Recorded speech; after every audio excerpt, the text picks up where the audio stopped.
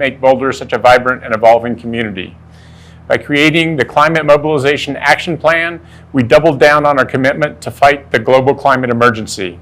By increasing our affordable housing goal to include middle-income families, and by beginning construction on 30 Pearl, we have continued our mission to create more affordable housing. The city's first neighborhood, Green Street on 13th Street, was completed as part of the low-stress walk and bike network plan. We finalized the planned acquisition of a 25-acre conservation easement on Long's Garden in North Boulder, one of the last working agricultural properties in the city. Municipal ordinance language was updated to become more gender inclusive. In addition, our main library's restrooms underwent major renovations to be inclusive for all library users. We closed out the year with the adoption of a racial equity resolution, which solidifies our commitment to becoming more welcoming and inclusive as a city.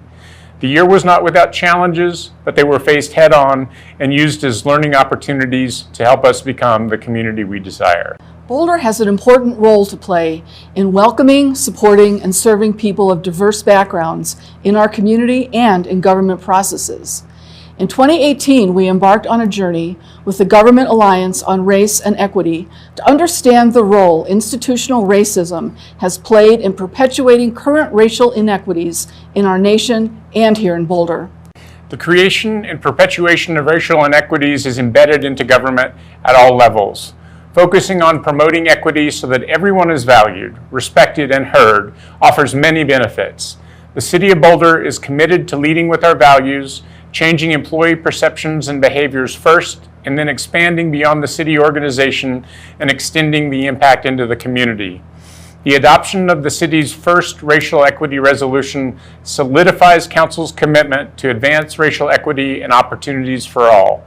This is one of many important steps that we will take as we work to make our community one that feels truly safe, welcoming, and inclusive. Speaking on behalf of Council, we look forward to following up on our resolution with a robust racial equity work plan developed in collaboration with our community. This commitment extends to those who live here now and in the future, as well as to those who called Boulder home long before we arrived. Native Americans have a deep connection to the Boulder area that we respect and support. In 2019, the City of Boulder resumed government-to-government tribal consultations with 13 federally recognized American Indian tribes. By renewing our relationships and efforts to acknowledge the past, good as well as bad, we are making our communities stronger. With an equity focus in mind, the police department released its first full year of data on police officer stops of community members.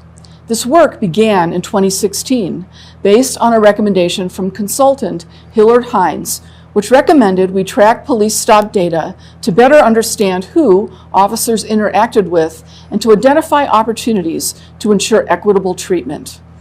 In order to capture this important data, the department purchased a new records management system and adopted a new data collection process. Even this first year of data provides valuable insights about how our police interact not just with our resident community, but with the many people who live, study, work, and visit Boulder.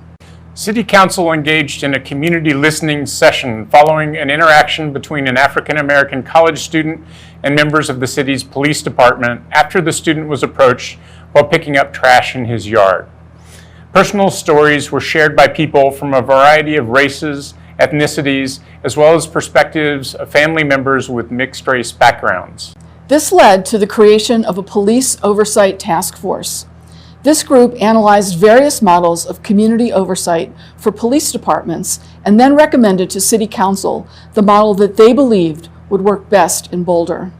City Council gave unanimous final approval to recommendations from the Police Oversight Task Force to install an auditor-monitor in 2020 and beyond to investigate complaints against officers, along with a panel of community members to assist the city in understanding the lived experience of diverse community members, especially in relation to policing. 2019 capped the world's hottest decade in recorded history. We know why and have the power to do something about it. While countries from the world met at the United Nations Climate Action Summit to discuss climate change, the City of Boulder declared a climate emergency. This resolution acknowledges the existence of a global climate emergency and recognizes the importance of local action to protect and enhance the well-being of current and future generations. Hundreds of community members have provided feedback to help us determine the next generation of strategies that we should undertake as a community. It will be exciting. We continue our pursuit of electric utility municipalization as a path toward cleaner, renewable energy sources for the purpose of reducing greenhouse gas emissions. Other benefits we are seeking through managing our own electric utility are a more resilient local electrical grid and more input into our energy system operation by our engaged and knowledgeable community. A major milestone in our local power project, which was 4 years in the making, is the authorization from the Colorado Public Utilities Commission to transfer assets necessary for the creation of a local electric utility. In 2020, a primary task for the city's local power team will be to develop an increasingly clear picture of the cost to create a city-run electric utility. In parallel, we have been active in pushing for state and federal legislation, and with our partners in Colorado Cities for Climate Action, we have assisted in getting legislation passed that helps to achieve climate goals set out as part of our municipalization and climate commitment efforts. While we have pursued a local electric utility and state legislation to reduce fossil fuels, we also have made substantial changes to our own infrastructure. Several city facilities were upgraded to be more environmentally sound. Upgrades to the Batasso water treatment plant resulted in a 20% improvement in filter efficiencies, reduced chemical usage, and successful ongoing management and disposal of water treatment residuals. Solar panels at the Boulder Reservoir water treatment plant now bring the total generation at the site to 1.92 megawatts, which is approximately 75% of the total electrical use at the facility. An additional 2.5 megawatts of solar are currently being constructed on other city facilities. 4 new electric buses were ordered, keeping us on track to meet our goal of a 100% electric city fleet by the year 2030. Over the past year, we conducted dozens of projects to help protect and restore open spaces, high-quality natural areas, which are among the most biologically diverse in the western United States. We planted 486 new public trees, including 37 different species, improving canopy diversity and sustainability. To continue to improve our innovative public land legacy, Open Space and Mountain Parks adopted its first master plan. Shaped from community input, this plan will guide the management of over 45,000 acres of open space over the next decade and beyond. Safety and resilience are 2 pillars of a healthy community. In order to ensure our first responders' safety and ability to effectively serve the community in times of emergency, they need a clear and reliable radio system. In 2017, voters approved dedicating a portion of sales tax revenue to this infrastructure project. In 2019, we installed a portion of the new radio system infrastructure that will allow first responders to be able to better communicate with one another during emergencies. Improving community safety has been and continues to be a high priority. Vision Zero is a bold goal to eliminate all serious injury and fatal traffic crashes involving people using all modes of travel. Protecting the health of our community members means addressing risky behaviors through engineering, education, enforcement, and ongoing evaluation. In 2019, the Transportation Master Plan was updated to reflect our community's vision for a transportation system that supports the city's sustainability and resilience goals. This plan will guide the city's transportation division core services and investments in operations, maintenance, and capital programs, including system enhancements. Our 3 for 3 parking pilot program will continue throughout 2020, making weeknight parking downtown more affordable in any of our 5 downtown city parking garages after 3 p.m. and until 3 a.m., Monday through Friday, for only $3. Designed to meet the needs of our service workers who may not be well served by public transit, the pilot program allows evening and night workers to park near work affordably and easily without worrying about parking meters, time limits, or snow. The city's first neighborhood Green Street on 13th Street was completed as part of the Low Stress Walk and Bike Network plan.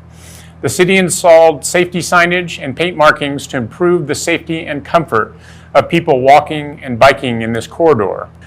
A 2020 council priority is to continue thorough reviews of design and construction standards, looking for opportunities to integrate safety principles more deeply into how we design our sidewalks, streets, and bike facilities. Living in Boulder, we know that a wildfire is not a matter of if, but when. That is why Boulder Fire Rescue implemented a comprehensive program to assess homes located in areas at higher risk for wildfires near the urban wildland interface. These free assessments give homeowners recommendations to improve their ability to mitigate risks that improve resiliency and save lives. Approximately 50 of these assessments have been completed. In addition, 600 curbside assessments were conducted that help the fire department pre-plan in the event of an emergency. Looking at our long-term community sustainability, we continue to make affordable housing a key priority.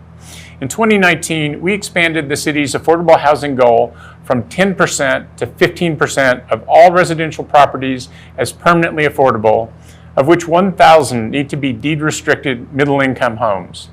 The 15% goal has a target completion date by 2035. Currently, 7.9% of homes in the city are permanently affordable.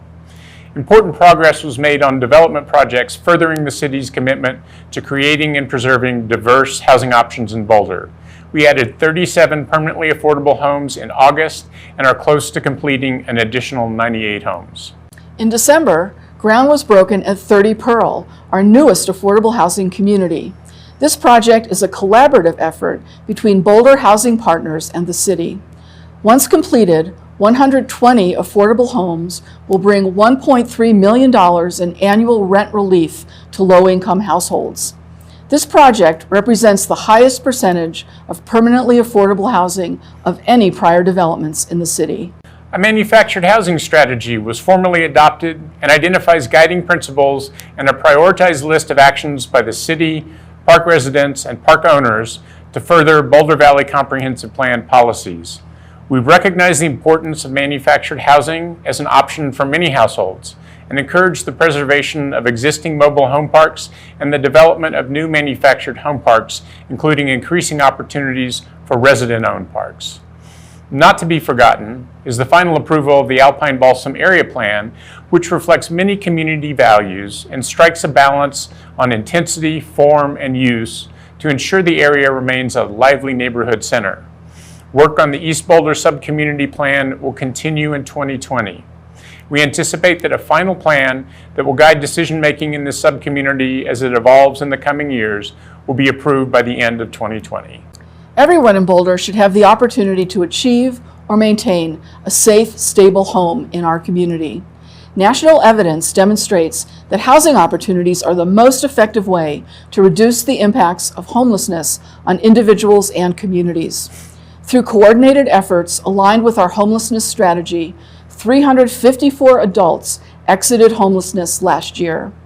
Coordinated entry is the first stop and a key element of the adult homeless service system included in the goals for the City of Boulder homelessness strategy.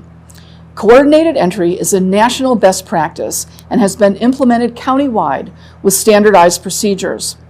All homeless adults seeking services enter through a limited number of community entry points where they are assessed with common screening tools and matched with appropriate service and housing paths. We continue to expand the pathways to permanent housing and increase access to programs and services that are based on best practice and data-driven results. In 2019, through year-round and severe weather shelter programs, 73,308 shelter bed nights of stay were provided to adult individuals. We will continue to work with the Boulder Shelter for the Homeless, Bridge House, and other community partners to improve system services in a challenging environment of constrained resources. From e-newsletters to mobile apps, we worked hard to introduce new and convenient ways to stay informed about the things that matter most to you. We strengthened relationships with community partners and piloted community connectors to ensure more inclusive engagement. Breaking down barriers to public participation especially for underrepresented communities, is something that we continue to strive for because we know better decisions are made when we receive input from our entire community. Building on the success of Chats with Council, the city hosted 4 Walks with Council, inviting community members to stroll with city leaders and discuss public issues. We had meaningful conversations with community members and learned a lot.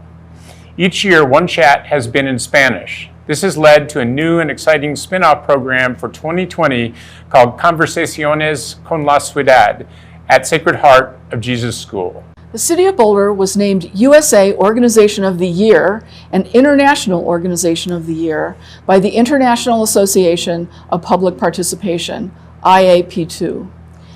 These prestigious awards recognize the value of the city's work over the past 2 years to create a culture of more meaningful and inclusive engagement in Boulder. These awards are rooted in the hard work of staff and our community to shape a new culture of engagement, and especially in Council's commitment to continual improvement in this area. We look forward to building on this successful start together. Forbes magazine has named the City of Boulder among the best employers in Colorado. Our willingness to assess our own internal operations in the name of continuous growth and improvement make the City of Boulder a great place to work. In 2019, we renewed our focus on equity, diversity, and inclusion in recruitment and hiring. While our work is far from over, we have seen positive outcomes. At the police department, an accelerated and improved hiring process resulted in 24 new police officers being hired. 4 are female and 2 are Latinx. Another vision we have been working hard to bring to life is the desire to provide a world-class community telecommunications infrastructure in Boulder for the 21st century and beyond. Broadband connectivity is a critical infrastructure service for the quality of modern life, as is the case with roads, water, sewer, and electricity. It is exciting to report that in 2019, the fiber optic backbone design was completed. Construction of 65 miles of fiber is expected to start early this year. This asset will be used for city and select community purposes, rather than provide residential and commercial services in the short term. In the long term, this infrastructure could support gigabit speed internet services to homes, businesses, and various city applications. In 2019, Boulder was also recognized as the best small city in the world, best arts community for mid-sized cities, most fitness-friendly, and America's best bike cities. These accolades are a direct result of meaningful and impactful accomplishments over the past 12 months. Our accomplishments were made possible because of support from the Boulder community. In 2020, we will continue to implement the multi-year projects already underway and focus on the city's long-term financial sustainability, finalizing a flood mitigation plan in South Boulder, balancing housing and jobs growth with master plans to ensure we have adequate infrastructure capacity, addressing homelessness, and increasing racial equity are just some of Council's top priorities. On behalf of your city government, thank you for your support and participation in 2019, and we look forward to serving you throughout 2020.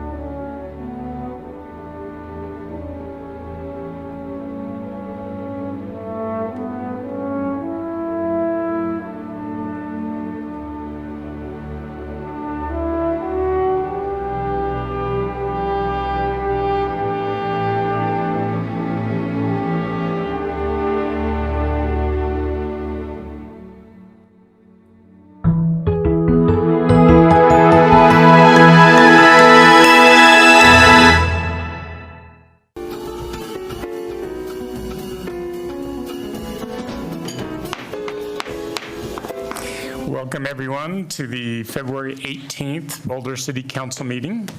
Could we call the roll? Councilmember Brockett. Present. Councilmember Friend. Here. Joseph. Present. Nagel. Here. Sweatlick. Here. Wallach. Weaver. Here. Yates. Here. And Young. Present. So, I don't know if we need to officially do this or not, but we talked at CAC this morning about combining 6A and 7B. So if we could have a motion to amend the agenda. So moved. Second. All in favor? First, tell me, or is it becoming 6A together? Yes. Okay. Does that affect your vote? Yeah, I was close. Just to clarify.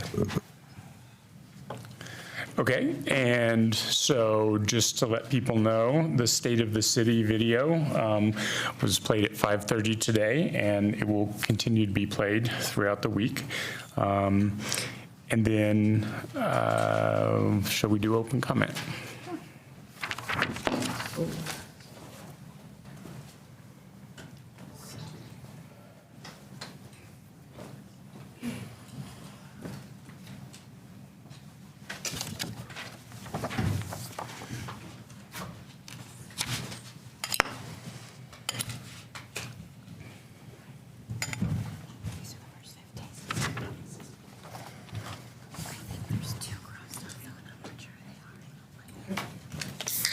Okay, so Vincent Calvano, Sammy Lawrence, and Patrick Murphy. If you'd come up, you have 2 minutes each.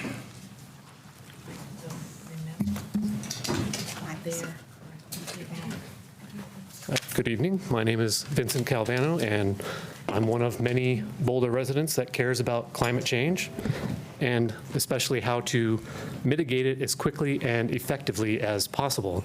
And I want to thank everybody on the City Council and all the city employees who have been working to address climate change, because it is a very serious issue, as we all know.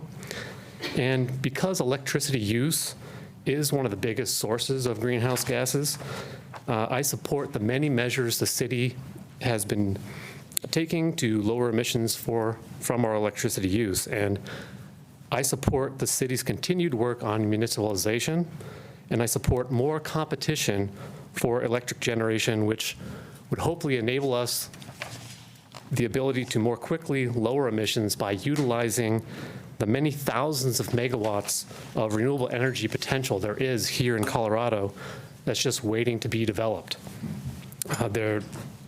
Renewable energy is cheaper, cleaner, and more sustainable than the vast majority of the electricity that's currently on our system.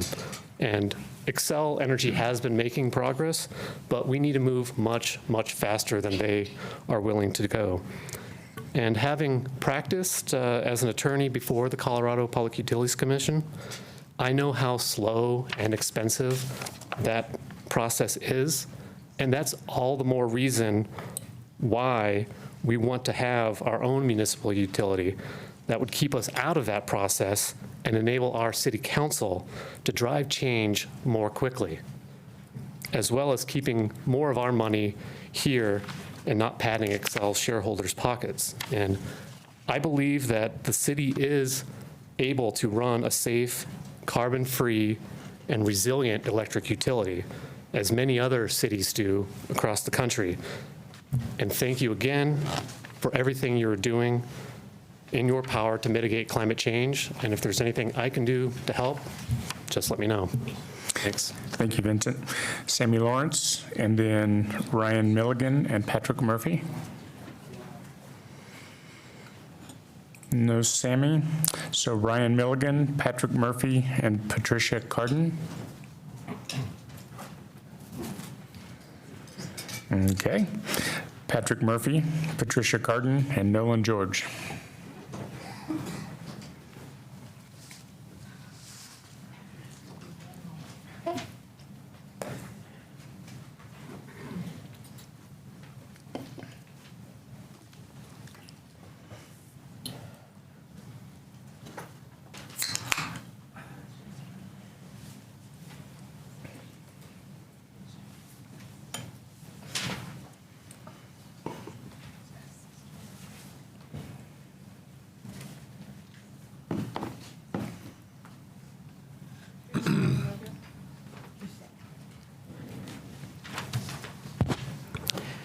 My name is Patrick Murphy. I live in Boulder. This is the continuation of the 24 articles of the Muni Naughty List. Article 13, costly legal missteps at the district court level and at the FERC, wasting 4 years. Boulder tried to go to condemnation at the district court without any details on what was to be condemned. The nice judge just said, go away and deal with the PUC. Boulder tried to get the FERC to start working on stranded cost, but the FERC just said, go back to the PUC and come back later. As an attempt to cover this foolishness, Boulder lawyers said they wanted to make sure the stranded costs could be made in installments, even though this was well defined in Order 888 from 1996. We lost many years and lots of legal fees trying to avoid going to the PUC. Article 14, numerous costly missteps at the PUC. This comedy of errors could be a book by itself of what not to do. I guess it has taken 3 or 4 attempts and helps define Boulder as a slow learner. The word excited got overused and repeated dozens of times the first time Boulder went to the PUC. Excitement is no substitute for competence. Article 15, blaming all these missteps on the PUC and Excel rather than poor Boulder leadership and legal decisions. The PUC and Excel aren't mean, they're just sane and not bamboozled by Boulder arrogance and ineptitude. Time has demonstrated self-critical review is not a Muni characteristic. Is it a skill you possess and Boulder can learn? To be continued with Articles 16 through 24. And thank you, Mr. Murphy. Sammy Lawrence has just arrived, I believe.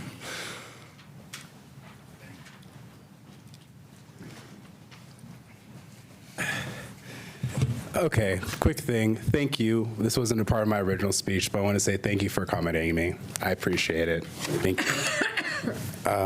That being said, accountability, it starts with us. Today, City Council is going to hear about a proposed ordinance change with the reasoning that the requirement is problematic in the terms of enforcement for officers. I enter you today my opposition to this in unison with the NAACP on the grounds that removal of this subsection puts civilians at risk and as well infringes on our First Amendment rights. Furthermore, and personally, a removal of this subsection would go against Council's direct goals of removing opportunities for systemic racism and discrimination in our city. This ordinance, when utilized properly, provides our citizens with the knowledge that we as a community seek to be accountable with policing. 8 feet is more than enough space for an officer to do their work while at the same time ensuring that proper care is taken by concerned citizens. Specifically, I myself, with my arms raised to the top of my toes, would be almost 8 feet. It would not be hard to specify an area that is roughly 8 feet back for anyone with basic reasoning skills. The ordinance language removal would further empower vagueness of law and allow officers to potentially harm citizens while infringing on our First Amendment rights. 2019 has taught our city why we need aspects of law like this in place. Without these documentations, we as a city would not be growing in the direction we are going now. I personally find the 8-foot rule amenable, especially because I've repeatedly utilized it without an officer even addressing me about the ordinance, or if they did it with respect and care/acknowledgement for my disabilities. Well, most of them, anyways.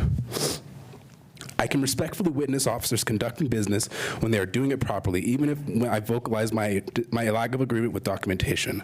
I recommend this matter be tabled until the task force is fully enforced to ensure accountability. Furthermore, much like the task force creation, this needs to be a community-involved decision. Thank you again, and also thank you again for accommodating me. Seriously, I appreciate it. Thank you, Sammy. Patricia Carden, Nolan George, and Mark Gelband.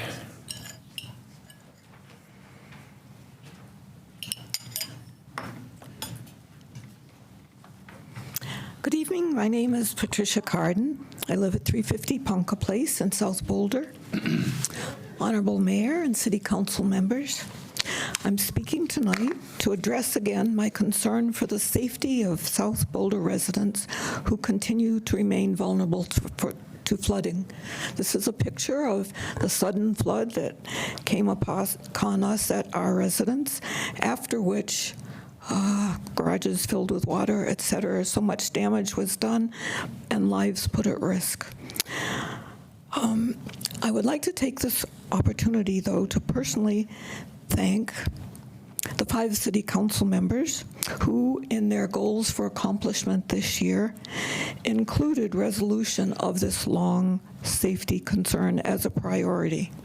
Though it seems to me that the safety of South Boulder residents and the resolution of this issue needs to be uppermost in all of your responsibilities and priorities.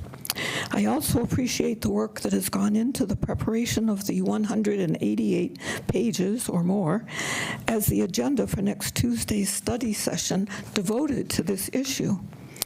As that is discussed, I request serious consideration of the 100-year mitigation design mentioned at last month's update, which, as I understand, will allow, at a minimum, a warning of rising flood waters, enabling residents to evacuate.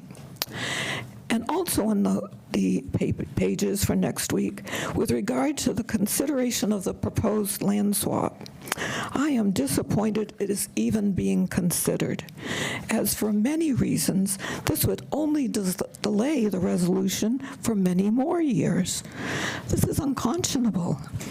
I would venture that millions of dollars have already been spent on studying this issue. Why spend more? Thank you. Thank you. Nolan George, Mark Gelband, and Laura Tyler.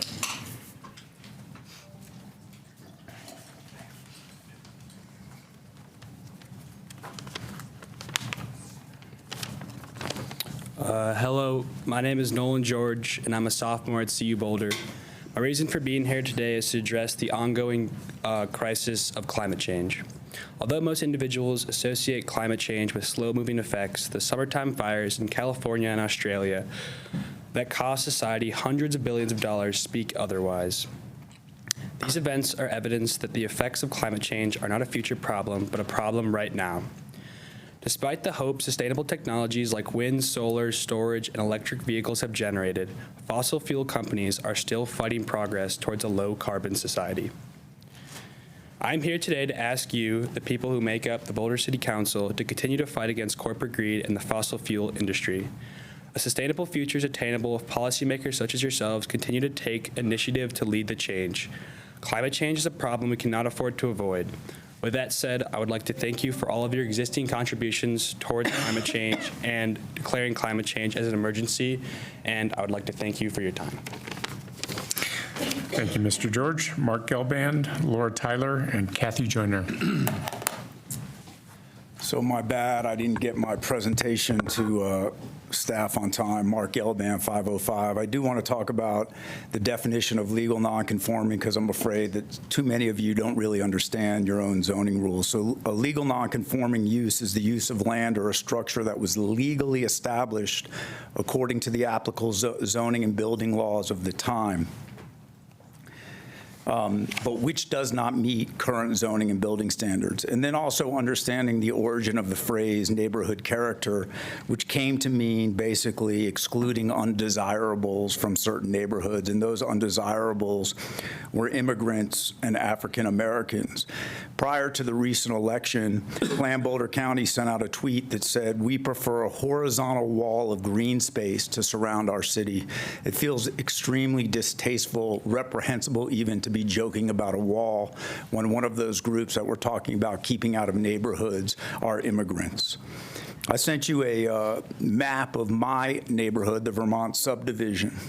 In the Vermont subdivision, I asked, what is the character? There's 66 lots, 15 homes violate current zoning rules, and that doesn't include an assessment of compatible development or solar shadow.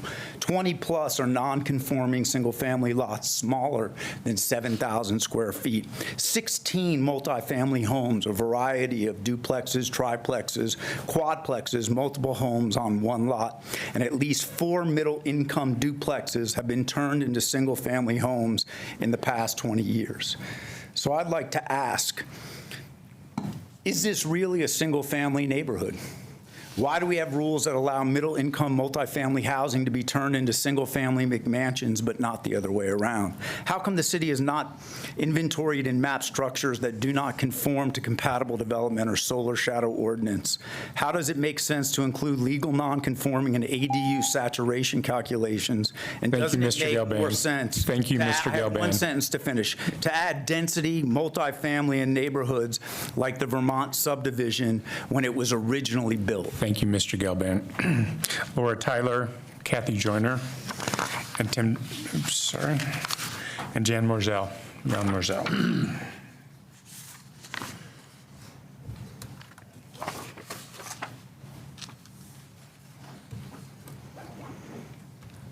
Good evening, Council, and thank you for this opportunity to speak. My name is Laura Tyler. I'm with the South Boulder Creek Action Group, and I've been advocating for flood mitigation at South Boulder Creek since 2013. And this evening, we'd like to welcome the new council members, Adam Swetlick, Rachel Friend, Junie Joseph, and Mark Wallach. Thanks for joining us here this evening.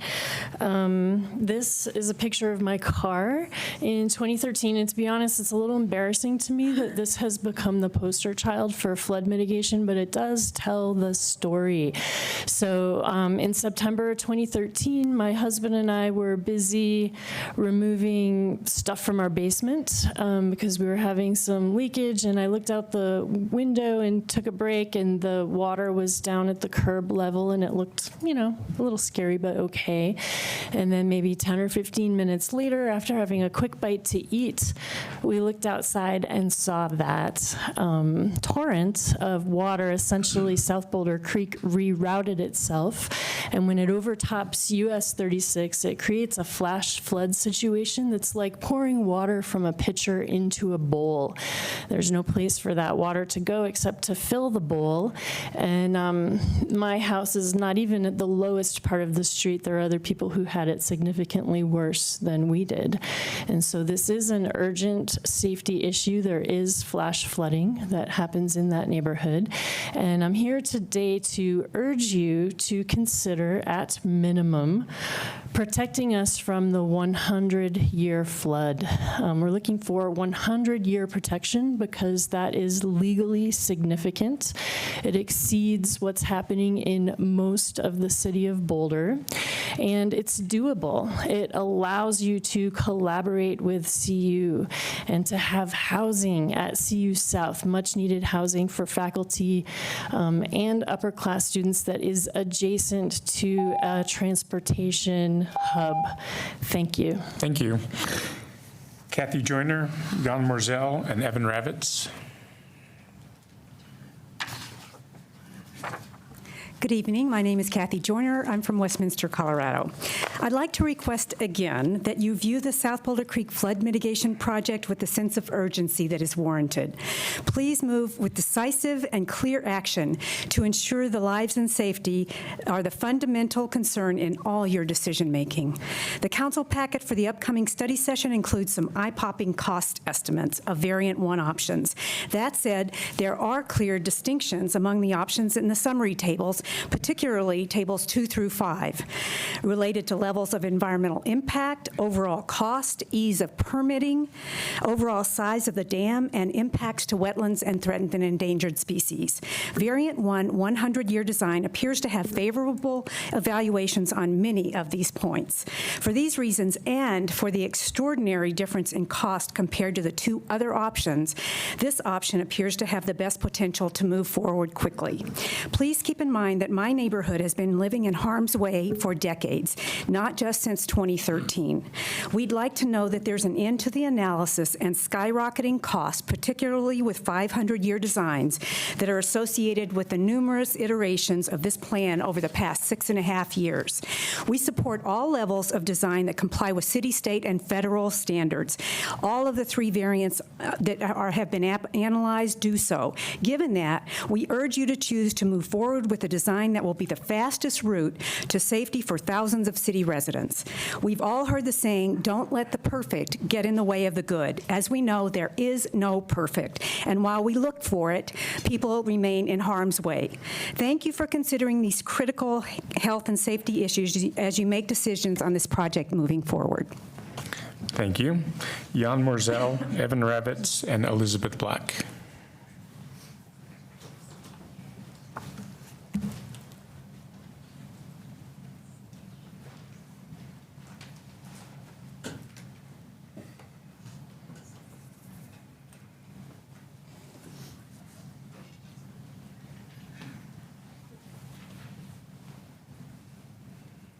Hi, good evening. My name is Jan Morzel, 2075 Upland. I wanted to talk quickly about housing in Boulder. Before we can even decide what we think the future of housing should look like in Boulder, I think we need to know exactly what we're looking at currently. And I would submit to you that we actually are missing one of the most important information, namely, how do people live in Boulder? Now, I happen to know only one little neighborhood, which is my neighborhood.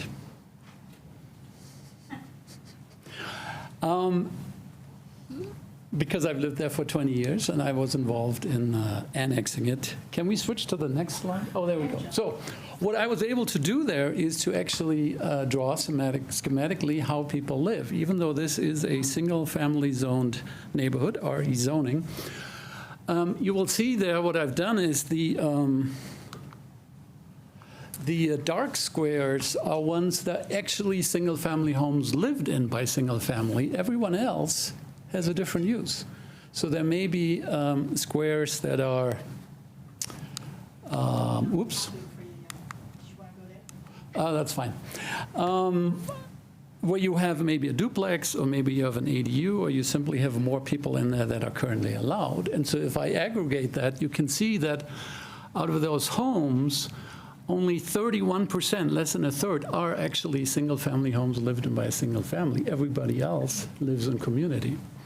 And further, if we put this in, if you go to the next slide, please. If we now look at that of all the residents, you will see again that now only a quarter of the residents actually live in so-called single family, the rest in others.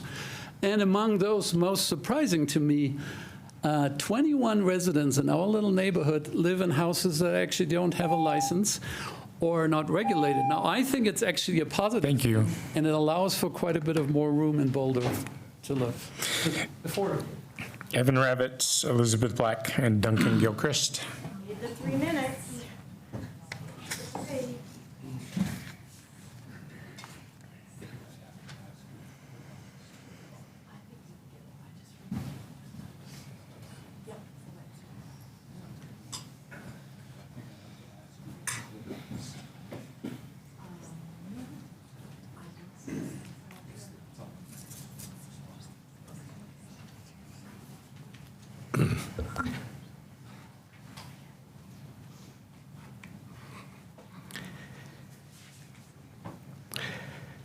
So, national nonprofit MapLight, which has made websites for the League of Women Voters and the California Secretary of State, offered Boulder a free online petitioning system for initiatives and referenda.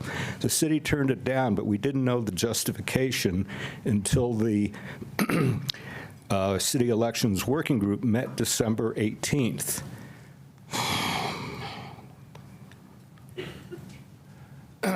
Could you click on the first sound file?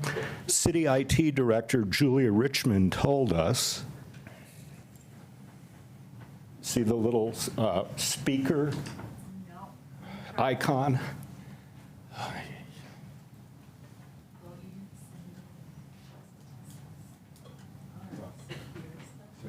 Hit that.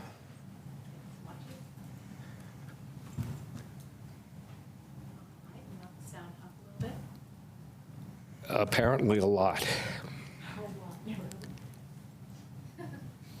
So you clicked on it and nothing happened. Well, the sound bars, I've got it all the way up. Did you click on the speaker icon? Okay.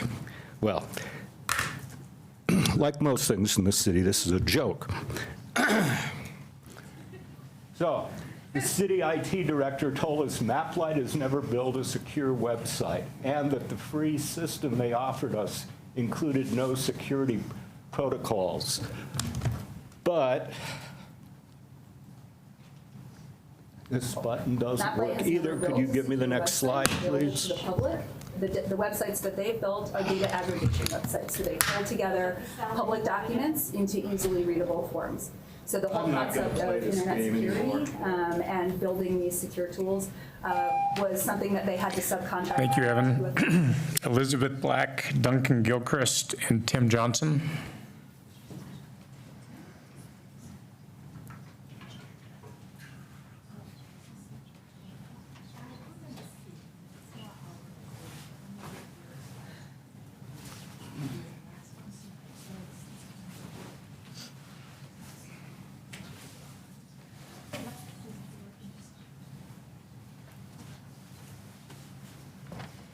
Hi, Elizabeth Black, 4340 North 13th Street. Last month, I discussed how tillage is hard on soil health, but what about water? What does extra irrigation water do to soil health and soil carbon sequestration? I divided our 96 sample sites in the Citizen Science Soil Health Project into the same 3 tillage intensity groups as before: zero tillage, reduced tillage, and conventional tillage. They're in the column on the left. Then I divided each tillage group into irrigated or dryland sites, depending on whether they got extra water, and calculated the median soil health score for each subgroup. If you compare median soil health scores in the same tillage category, the medians in the blue column, the irrigated sites, are all higher than the medians in the orange column, the dryland sites. So supplemental irrigation water boosts soil health scores and soil carbon sequestration. Dryland sites with conventional tillage have some of the lowest soil health scores. These include dryland small grain growers who plow to control weeds in their fallow grain rotation. Irrigated sites with zero tillage have some of the highest soil health scores. These include irrigated pastures, hayfields, and orchards, as well as our mountain forests, which get more precipitation than the plains. Water is life. We can't live without water, and neither can soil microbes. Extra water grows extra microbes. They in turn boost soil health and sequester extra carbon. Boulder's ag water portfolio is an incredibly valuable asset in the fight against climate change because with it we can sequester extra carbon in our soils.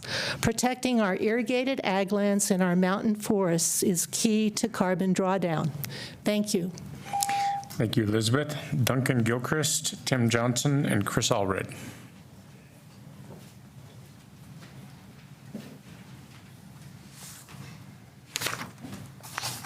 Thank you for your time tonight, Council. My name is Duncan Gilchrist. I'm a Boulder resident, master's student at CU Denver's School of Public Affairs, and I'm on the board of an organization called Clean Energy Action. And I'm here today just to reflect positively on the leadership of City Council and staff in leading the transition towards a low-carbon economy. In particular, I'd like to voice support for the city's efforts to prioritize the goal of democratization of our energy. It's a big word that you are all familiar with. Refers to localizing decision-making power over our energy system, and I think this is super important. And if we were, able to create a local power utility, we'd be able to have a say in decisions like how our electricity revenue is reinvested into programs to further support the transition towards renewables. We could try to decrease the energy burden on low-income families. We could promote resilience through microgrid and battery storage technology. So in other words, we'd have a lot more local decision-making power over decisions regarding our energy system compared to the policy pathway of sticking with Xcel Energy, where the decisions over our energy system are largely determined at the Public Utilities Commission, which is super impenetrable to the average citizen. So I appreciate the city councils and city staff's evaluation of this one specific pathway to decarbonization that would allow us more decision-making power over our energy system, and that pathway is the municipalization effort. So thank you all for your leadership thus far, and that's all. Thanks. Thank you. Tim Johnson, Chris Allred, and Jay Madston.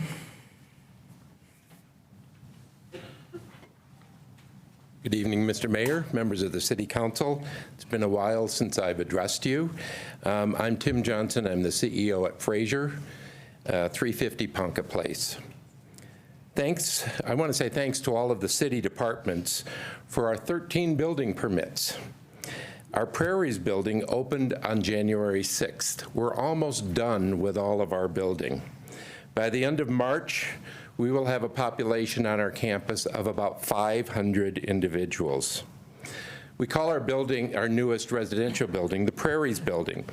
And for your information, it's built on stilts because we are still in the high hazard floodplain. Fraser spent, while we were doing all of this project, $2.1 million of our own money to build a flood wall around our campus to help bring some measure of safety to the residents who live here. Sadly, the residents in the neighborhood surrounding Fraser don't have that same security. It does not cover the Meadows neighborhood.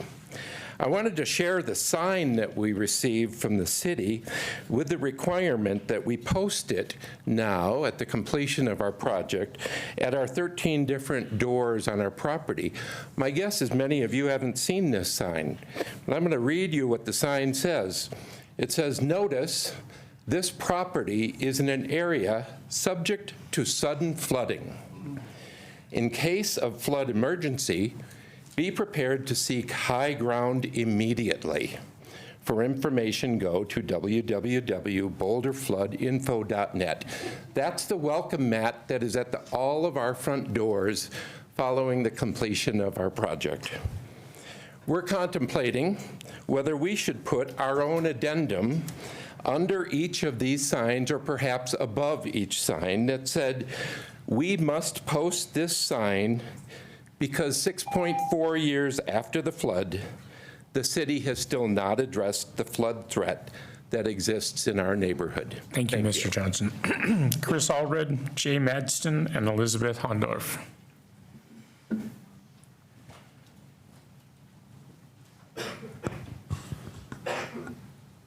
Good evening, Council. Hi, my name is Chris Allred, and I'm commenting for Rocky Mountain Peace and Justice Center. Welcome and congratulations to the new council members, also to re-elected council members. First, I would like to say that we stand in solidarity with Evan Ravitz, and we ask that the council please make sure that the voter-approved online petition system is implemented. Also, I'm here to talk about Rocky Flats, the former nuclear weapons plant. This relates to the Boulder City Council's decision of whether or not to continue participation in the Rocky Mountain Greenway. The Rocky Mountain Greenway is a mountain bike trail proposed to traverse radioactive contaminated ground at Rocky Flats. In 2016, Boulder City Council authorized $200,000 to go towards a federal grant for this project, and that funding included the condition of soil sampling in the area. This was along with 6 other local governments.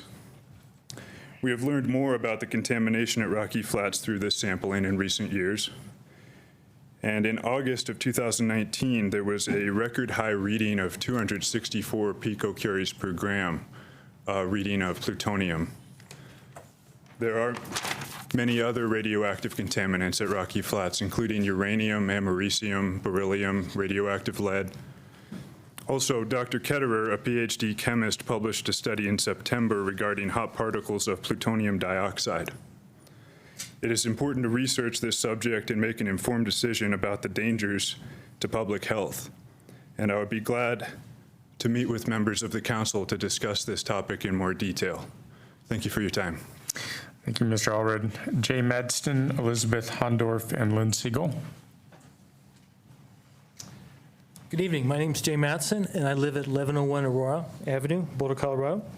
And what I wanted to speak about briefly was I live a half a block from the Marpa House at 891 12th Street. And you tonight are going to have the first reading of the downzoning for March 3rd meeting. And I wanted to just talk about briefly, I don't have a lot of time, about the city staff memo from the Landmarks Board and the city staff.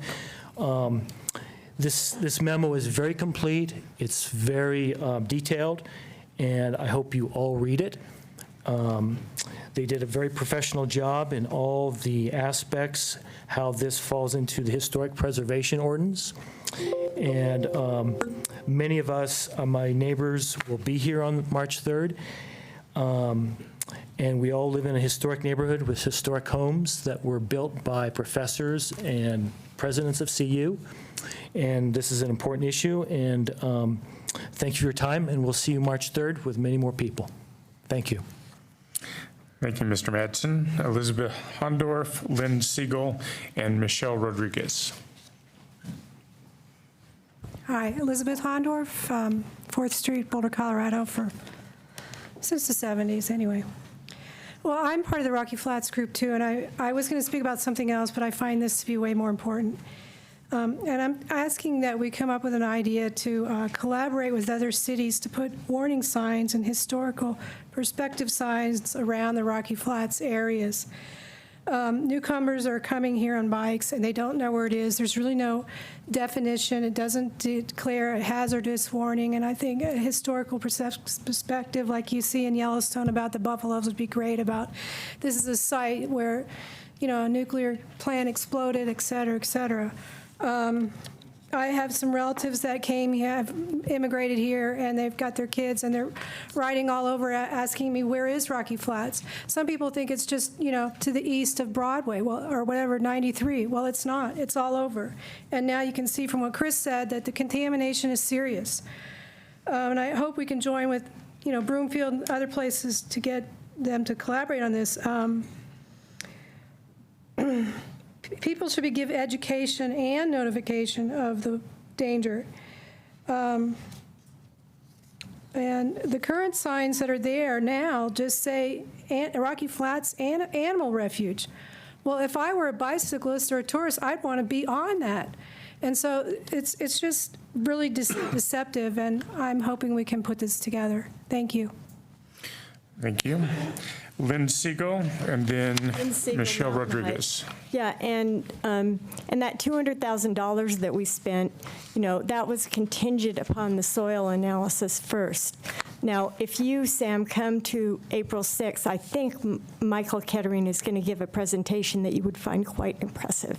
It's amazing. I want to see it a number of times about all the different suspended particles and their decay rates and a lot of stuff. That plutonium is not stuff you want to mess with. Now, what I wanted to bring up tonight was something else, but I'm going to be gone in Sun Valley with my baby, the baby that says no, skiing in Sun Valley next week. So I can't be here, but for the South Boulder floodplain, we don't need CU any bigger here. CU's expansion is not Boulder's responsibility. CU North, CU South, CU in the middle, CU in Longmont. That's what I say. CU there, SEE.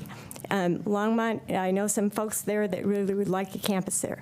So, condemnation. Just like municipalization, just say condemnation. This land had very shifty ways in which it was arrived at in the first place. $5 million deal with the Flatirons Gravel Company. I don't feel terribly sorry for CU, and I love CU. I'm up there today. I was at the Holocaust class that I'm taking and stuff. So what I wanted to also say is I want a new climate integrated services department that's heading up our whole city and has all the other departments, transportation planning, long and short range, building and services development, open space. And Joe Tadeucci and Jonathan Cohen heading this dual directorship. We need somebody watching from the aerial perspective on Boulder. on how we design the rest of our urban Thank you, Lynn. plan to the very end. Michelle Rodriguez.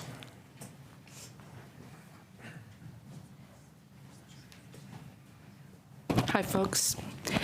It's me again. I was here several weeks back talking to you guys regarding the excessive force of some of the members of your police department.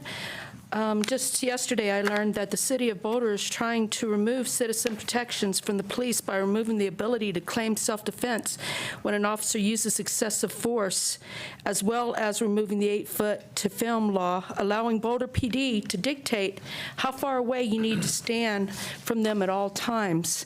I want y'all to know that on my person, I happen to have some documentation. It's footage. It's the police department's footage, 12 body cameras. I was found not guilty by reason of self-defense against the Boulder Police Department. Last week, I was threatened from the DA's office, from an investigator of the DA's office, that if I contacted them any more regarding my victim's rights, that I would be arrested for harassment.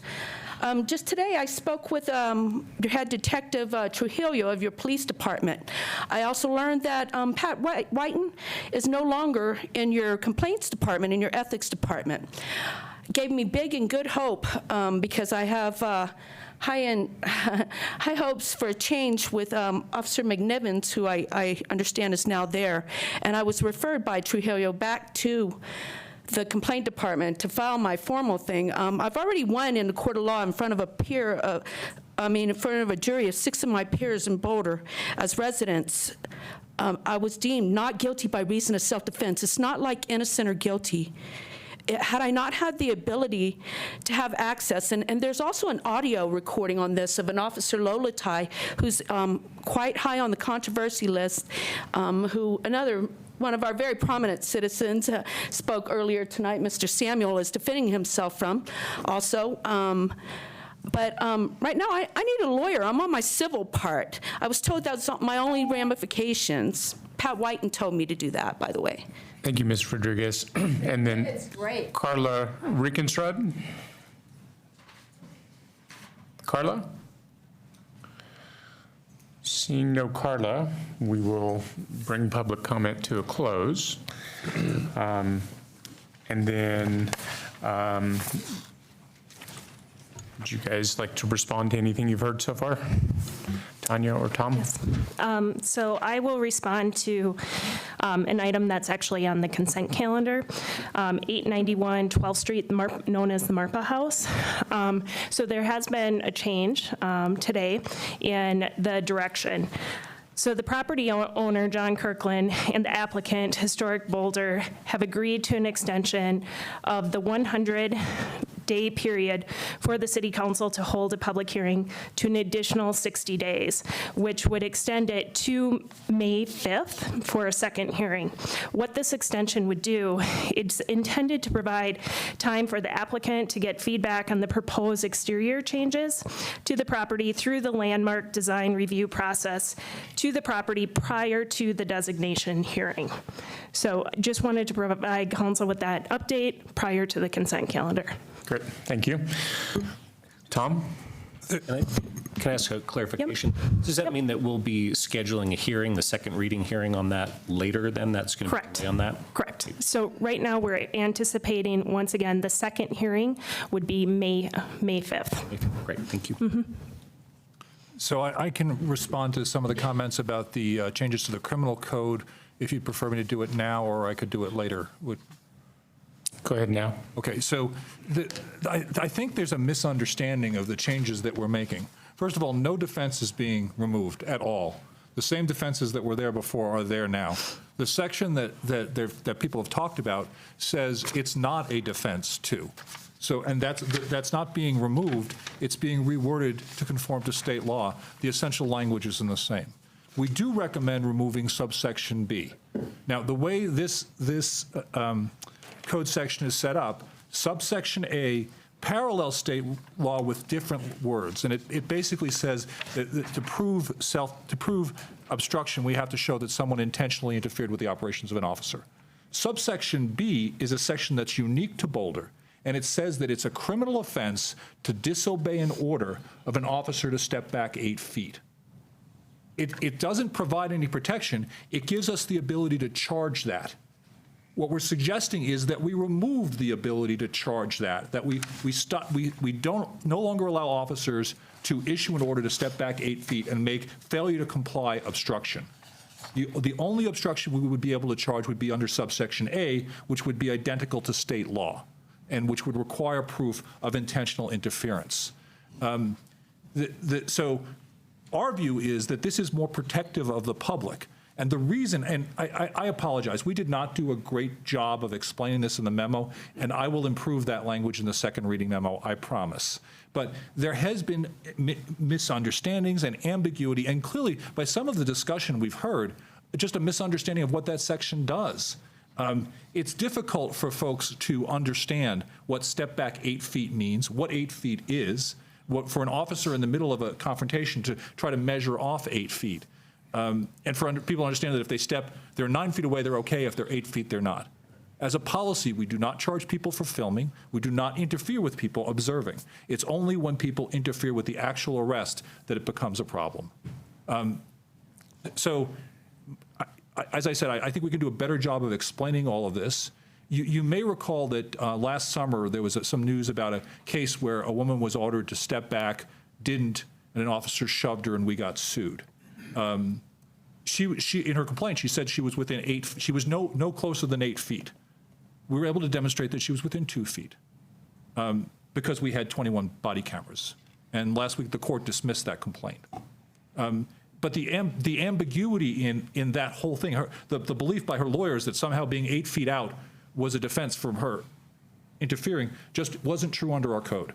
It created confusion and ambiguity, and as I say, because it was an alternative charge, it added a grounds on which people could be charged, and we're suggesting removing it. And so it's a little confusing to me that anyone suggests that we're trying to make it easier to charge obstruction. We're actually making it harder for the city to charge obstruction.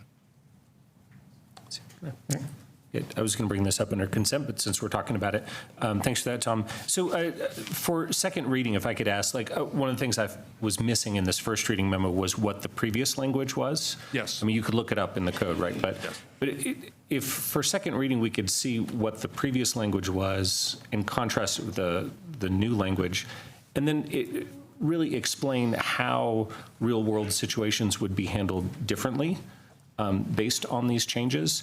And so I know that one of the things that people are concerned about is that under the new language, potentially someone could legally be asked to remove themselves to a distance from which they could no longer see what was occurring, right? And so people feel that by stating 8 feet, that gives you some ability to stay close enough to kind of keep an eye on things, right? So if you could address how that would change with this language, and maybe if there are any alternatives or whatever. If council wanted to add a defense that you're not interfering if you're 8 feet away, that would actually accomplish what people seem to want in these comments, which is not what currently exists. Okay. It's not a defense to be standing 8 feet away, although it would be hard to interfere, to violate subsection A if you're 8 feet away. Yeah, so if we could maybe get a real thorough explanation of those, and then we can walk through the possibilities and alternatives. It's really our fault. We just didn't anticipate there would be an objection to us making this harder to charge. But I can understand, and it's complex language, so I'd be happy to do that, Aaron. Thank you. Anyone else? As clarifying questions on the consent agenda as we roll into that. Two questions. One is, so with respect to item I, which is Marpa House, what I think you're asking us to do is to set it up on first reading, to approve it on first reading, so it's teed up. But you were just letting us know that the hearing no longer will be March 3rd. It'll be sometime later on. Is that right? That's correct. And then with respect to, sorry, I'm going to move backwards. Oh, it's forward J. Tom, would you like us to pass both of these alternatives on marijuana and cannabis tonight and then narrow it down on second reading, or do you want us to pick one tonight? Unless there's an obvious choice for council, I would suggest pass both. Great, thanks. You haven't had a chance to discuss it. Great, thank you. And may I also add, I'm sorry, Aaron, I may also add that with respect to the comments about online petitioning, just again a reminder that we'll do a full update at the next council meeting, full council meeting on March 3rd. So I had a couple more on consent. Okay. So just on, back to item K, I also had a question about the parking of campers. There was a language in there that says that you have up to 48 hours of active, where you are doing active loading or unloading. I was just wondering how we define active loading and unloading, because you assume if it's there 48 hours, there are hours in the middle of the night where nobody's doing anything, right? So is there an official definition of sort of active? I don't know, but can we take that as a first reading question? Yeah, that's exactly what I was. I'm happy to do that. If you could address that for second reading, I'd appreciate it. And then the other one, actually back to the one we were talking about before, that part of the change is to add emergency responders and volunteers to the kind of protected categories. And the emergency responders made total sense to me. I didn't see a clear definition of volunteer in the language, so which seemed like it could matter. How high a bar there is for interfering with a volunteer. So if we could get that addressed as well, please. Thank you. Yep. Thank you. That was it. I do have a question about K as well, and I see the language of A, and as you mentioned, it's a little bit broader when we're talking about knowingly obstruct, and I don't know what that means. And I think that gives officers a lot of leeway, so I think if you could explain that further, because when I look at B, there's express, for instance, it says to use violence, force, physical interference, or an obstacle. So I see that in B when it comes to police animals, but I don't see that when it comes to the officers. So I think adding to that. Judy, one of the reasons that we wanted to make this change is because we're adopting the state law language. There should be cases interpreting that. So I will provide more background in the memo if that's okay. Okay, perfect. Thank you. Anything else? Anything else on the consent agenda? Do we have a motion?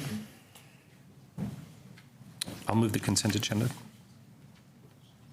Sam, can I ask one more question before you? So you may recall at the retreat, Bob raised the question about parking trailers for 72 hours. We've provided in there an alternative. So that right now, anybody can park for as long as they need if they get a right-of-way permit. And so contractors do that. So we've kind of expanded that language a little bit in the proposed ordinance.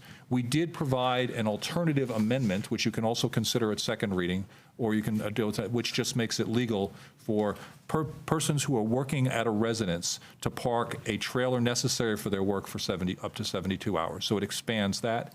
I think it addresses the concern that some community members raised to Bob. But if you want to give me guidance tonight, great. If not, you want to leave to second reading, we can deal with it then. People have preferences. I guess I'll state my preference. I know the alternative would be a permit. It just seems like a little bit of work for a landscaper to have to come to the city office and apply for a permit and pay whatever fee we might impose and so on and so forth. So I guess I'd suggest 72 hours for landscaping trailers, which is consistent with our rules on cars, which could also be in the same place for 72 hours. Yeah. I don't know if council members have strong feelings on that. I would leave it to second reading to talk it through. So we can amend it now, and if you prefer, and then we could go back if you dislike, or we could just leave it, and then you could discuss and amend it at second reading. Your choice. Would you guys be okay to make it 72 hours and be done with it? Okay. And to be clear, we went beyond landscape trailers. We said anybody, so a plumber could also, if they. Yeah. Great, thanks. Do we need a motion? Just in the motion to approve, say we're adopting the amendment. So I'll offer that as a friendly amendment to whoever made the motion. Thank you. Thank you. This is roll call. It's a roll call. Councilmember Joseph? Aye. Nagel? Aye. Sweatlick? Yes. Wallach? Yes. Weaver? Aye. Yates? Aye. Young? Yes. I'm going to go with a yes, too. I'll weigh in as well and vote You guys aye. weren't on the list. I guess we're chopped liver. It's all right. I apologize. No worries. Okay. So it's unanimous. Okay.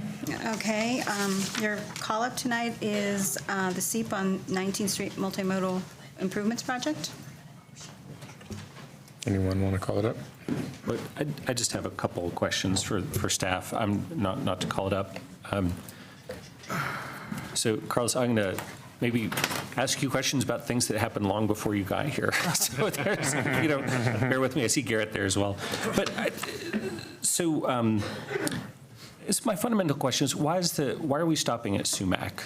Because Crestview is just to the north of there, right? Yeah. And I know that I live in this part of town. I know the character changes a fair amount north of Violet. You get that median in there. But what I don't understand is why it doesn't extend from Sumac north to Violet. Great question. So I'm going to introduce Garrett and Lindsay tonight, both working on the project for many years, and they're going to handle all the questions for you. Okay? Thank you. So Garrett and Lindsay. Good evening, Garrett Slater, Principal Transportation Engineer. And so the reason that the scope of the project goes from Norwood to Sumac was a strong desire from area residents around Crestview to improve the pedestrian facilities to the crossing at Sumac to get better access to Crestview Elementary. A secondary reason was that we pursued additional grant funding through the Colorado Department of Transportation Safe Routes to School program that had limited amounts of funding, and so we had to put brackets around a project that we thought would fit within the budget context available within that grant program. And so then an additional tertiary reason would be that we were aware that the Utilities Department was interested in carrying forward 4 Mile Canyon improvement projects underneath 19th Street, and that is in fact a project that is in the design stage right now, which will implement pedestrian facility improvements between Sumac and Upland. And so then that leaves a gap between Upland up to Violet that would be up for future consideration. Okay, yeah, thanks for that answer. So do we know, I know that underpass under 19th Street is coming eventually. So will that also include then street side treatments to bring it into, will it have exactly the same kinds of treatments that you're including south of Sumac? Yes, it will. That's great to hear. So then the request that I would make is, you really do have a block gap there. And I know any number of kids that are traveling south on 19th Street to get to Crestview and also to Centennial. Can we get that in the queue somehow? I'd hate to see this go, for 30 years from now before we get back to it, just that one block. So we can certainly put that project into the prioritization effort that we go through every year for sidewalks of missing links. One of the key reasons this 19th Street project came to the top of a project we want to implement is because for a number of years through our Missing Link Sidewalk program, it was the #1 project we wanted to get to work on. And so every year as we go through the prioritization, we can certainly keep that block between Upland and Violet under consideration. And as funding becomes available, get that into the queue, as you noted. I appreciate that. And I guess, there would be a pretty big opportunity when the underpass is going in and there are other improvements being constructed, like if you were able to find the funding to do that one extra block at that time, it seemed like there'd be a big synergy there. So I just, really put that request out there to see if that's at all possible. Understood. Great, thank you. And if I can just ask one question. This has been in the works for a really long time, right? It's been like 5 years. Is there a way that we can go a little quicker? I know you guys have been working super hard. It's just, I personally have kids that are now too old to take advantage of all this. So when you get into human terms, sometimes we miss. So I understand the frustration at it taking the length of time that it does to get a project to this point. There are two very obvious explanations that I can provide to some of that. And one is that the initial grant award we received from the state was a whopping $75,000, which on a $1.5 million project didn't go very far. But they said, be patient, wait another year, and we'll have more. And they did. And they said, and that still wasn't quite enough. And so they said, wait one more year and we'll have more. So we waited for the grant funding to build up over a 2 to 3 year time span. And then once we realized we had enough funding for the project to actually advance, then we began work on the planning and the public engagement effort. And we thought that we had a design that was going to work in terms of the floodplain permitting, and then we were surprised to learn that we didn't have a design that was fully compliant with the floodplain because of all that happened in 2013. One of the top priorities of this project is making sure that we don't make things worse. If anything, we'd like to try to make them better.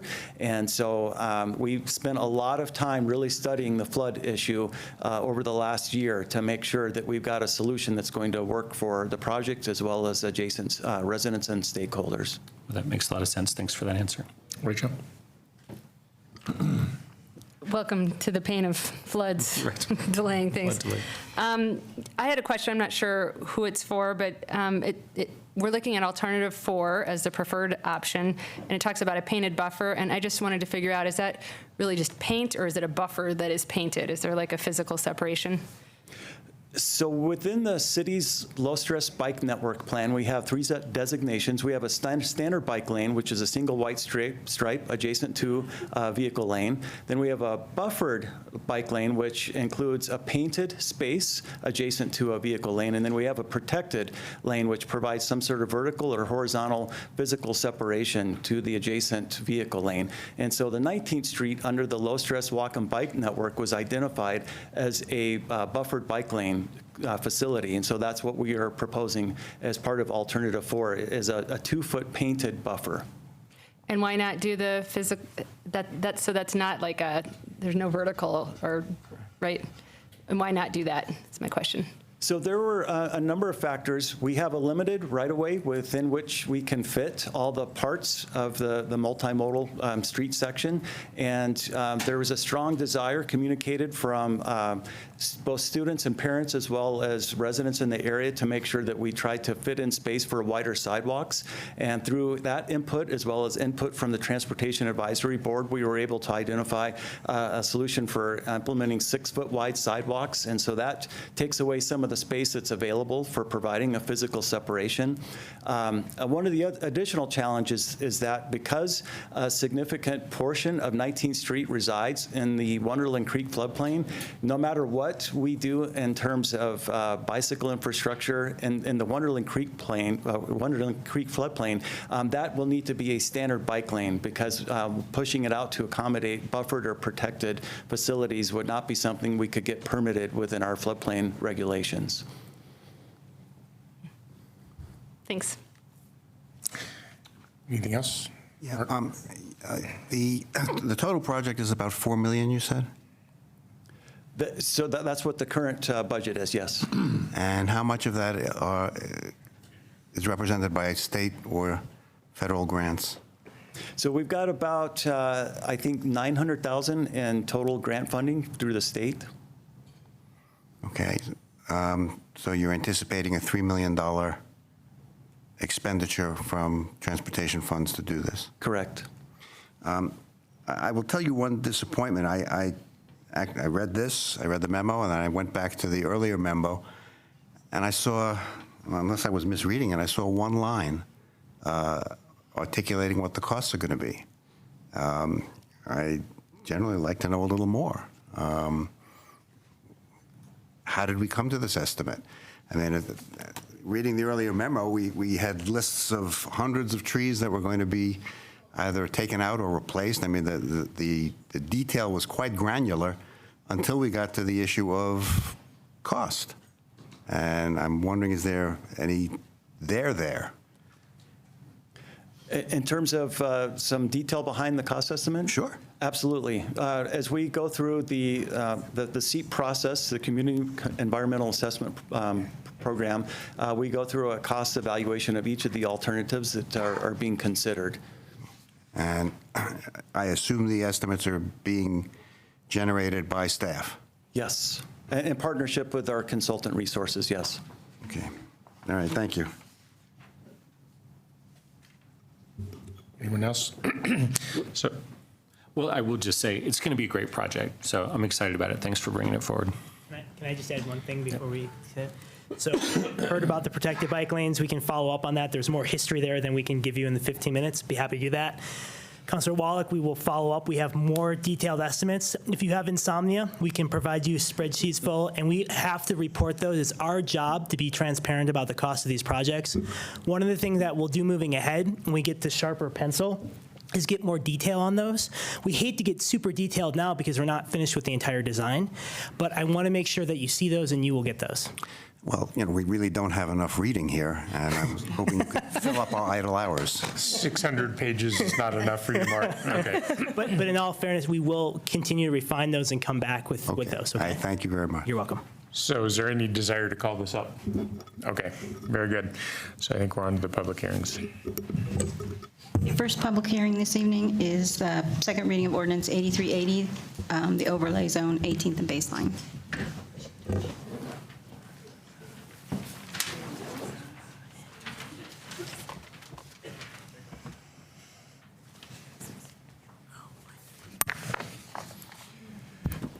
Good evening, Council. Chris Meschuk, Deputy City Manager and Interim Planning Director, and I'm here in my Interim Planning Director role tonight. And this is a consideration of an ordinance to amend Title IX, which is the Land Use Code, to eliminate one of the areas of the medium density overlay zone from the area of 18th and Baseline. To give a little bit of history, this originally started as a request from council. It was a nod of 5 back in August of last year to explore removal of the overlay zone from this area. So in doing a little bit of research and understanding a little bit more of the history, the medium density overlay zone actually was created back in 1995. And this is the map that showed all of the different geographic areas. So all of the solid black areas on the map are the areas that we created this medium density overlay zone for, and it was in response after a development moratorium in some of these areas to respond to really changes in neighborhood characteristics that were resulting in undesired outcomes.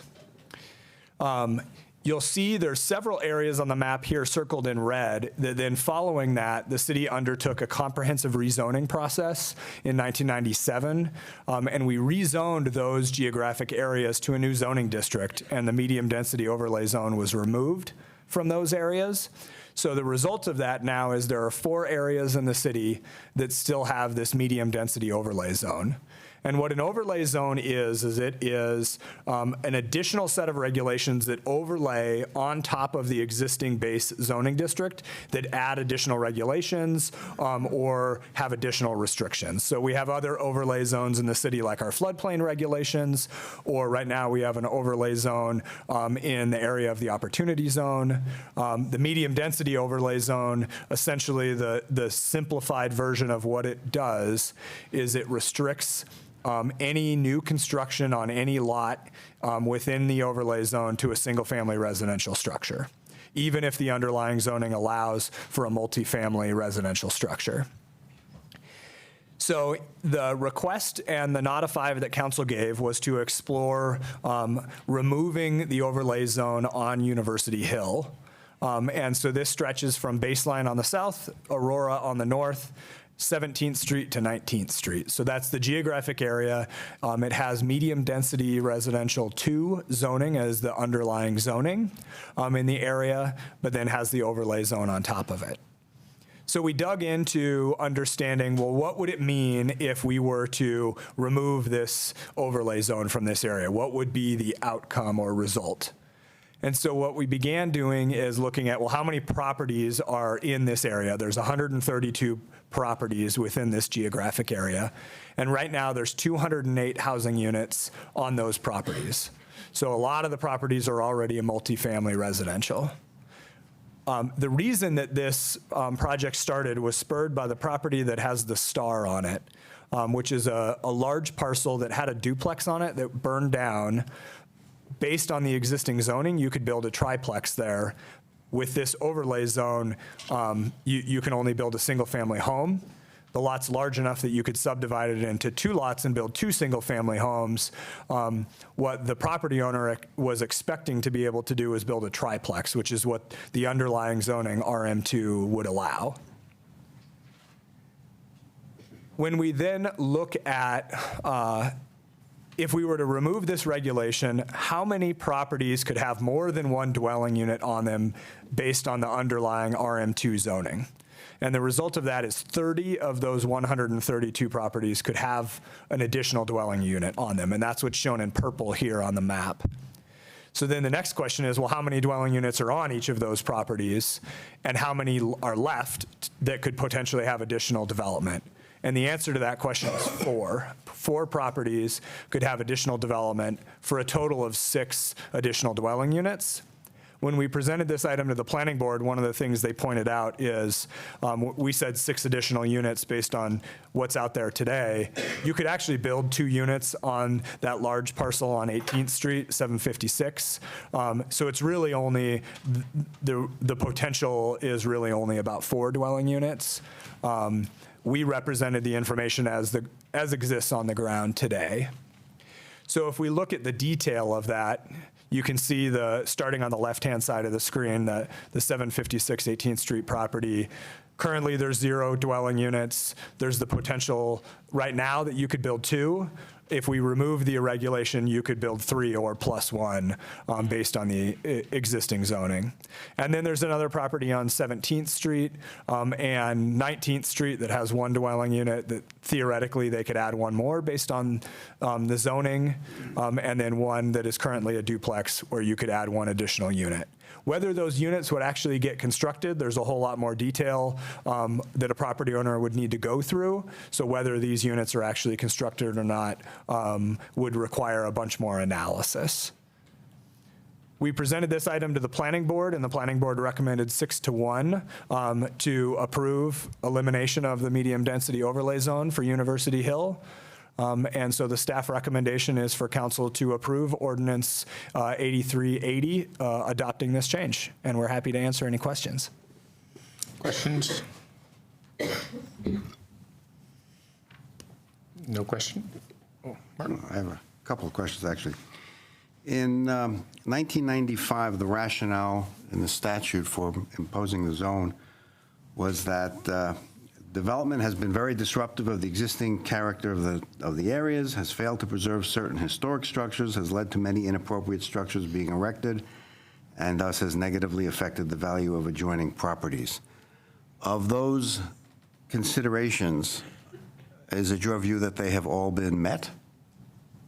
Yeah, if we go back and we look at what was happening in 1995, we had done some rezonings of some of the neighborhoods, and folks that are familiar with it, like the Whittier neighborhood. Mm-hmm. We had a rezoning that allowed essentially what it was called was the house behind a house, where you could split a lot or you could build 2 houses on 1 lot. That, I think, is the intent language that you read was really getting at things like that, where the character of the neighborhood was fundamentally changing as a result of that development. A lot of the rezonings that we did in 1997 addressed those concerns and really kind of recognized the mixed density character that had then evolved in those neighborhoods and kind of locked that in. Does that answer your question? Yeah, but I have a couple of follow-up questions. In this case, we have a developer that wants to create a triplex and is unable to do so. Is it normally our practice to do a rezoning of an area in order to accommodate one individual's situation? No, actually, it's pretty uncommon that we bring forward zoning changes. Every once in a while, it does happen. In this case, it was a request from that property owner to council to look at this overlay zone and whether it was still necessary or not. And at the time that the NOTA 5 discussion happened with council, there was also a lot of conversation about the mix of housing units that we want in the community. And that was part of when we did our analysis in looking at balancing both a desire for preservation of neighborhood character as well as recognition of wanting a mixture of housing unit types in the city. That was part of our rationale of why we recommended, in this case, elimination of this overlay zone. And will any of these 3 units be permanently affordable? The property owner, as they go through the development process, it depends on whether these will be for sale units versus rental units. But they will have to make sure they meet our inclusionary housing requirements for any dwelling units that they construct. That's not really the same thing, I would point out. Correct. It would either be potentially one of the units is deed restricted if it's for sale units, or they would potentially pay into cash in lieu. Thank you. Yes. Public hearing, I mean. Yeah. So let's open the public hearing. Do we have anyone signed up?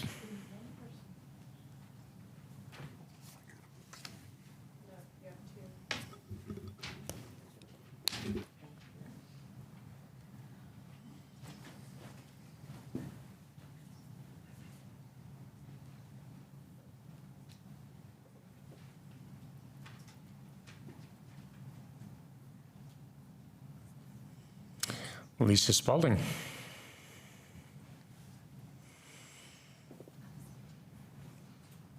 Lisa Spalding, and I'm here to represent the University Hill Neighborhood Association's Executive Committee. Is that better? Thank you. Yeah. We've been working on trying to use land use to solve some of the multiple issues we have on the Hill.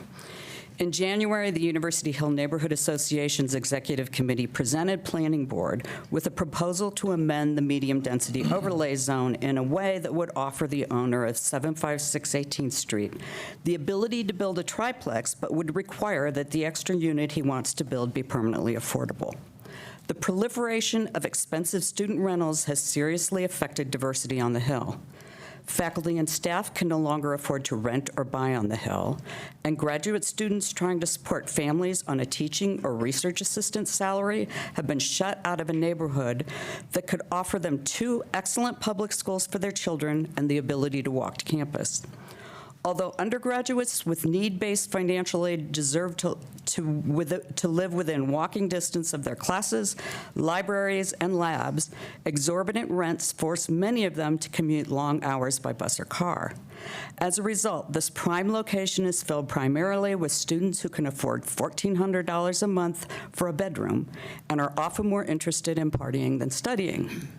We believe the city's planning process can be used to address equity issues for faculty, staff, and students, and to make the Hill more environmentally, socially, and financially sustainable. We also believe that the development of new residential design guidelines would ensure that any new development or redevelopment contributes to a safer and less disruptive environment in the overlay zone. Several members of the Planning Board were very frustrated by the fact that the overlay ordinance was passed 25 years ago with the intention that it be lifted once new residential guidelines were introduced. But the guidelines for this area were never developed.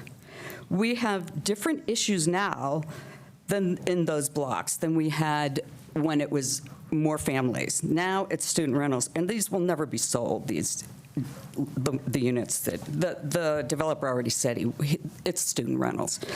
So if you lift, what we would really like are design guidelines that would help to control, this whole area is just ripe for redevelopment. All of the landlords are going for high-end, really expensive student housing because that's what they can make the most money on. It's completely disrupting any kind of balance in the neighborhood. And if you lift the overlay zone with nothing in place to ensure the redevelopment is not designed piecemeal with no thought for the particular problems associated with dense student housing or for social and economic diversity on the Hill, you will contribute directly to the current degradation of our neighborhood. And I would caution you, I know the Planning Board was really like, oh my God, this is so few units, let's just not worry about it. But the real question is, what happens when all these things are torn down? So, and redeveloped. Thank you. Thank you, Lisa. Lynn Siegel, and then Tim Hillman. Lynn Siegel, Mountain Heights. Nope. CU can deal with their housing. CU is entirely big enough with the Hill Hotel, with CU South, South Boulder floodplain. The impact of CU long ago overran their benefit to the city of Boulder. We need to put on the brakes. That's what's going to lower housing costs in Boulder. And if people can't deal with it here, they go out and build another model community with a blue line around it, because we don't grow too big for our carrying capacity in Boulder. So no on the overlay zone. Thank you, Lynn. Tim Hillman.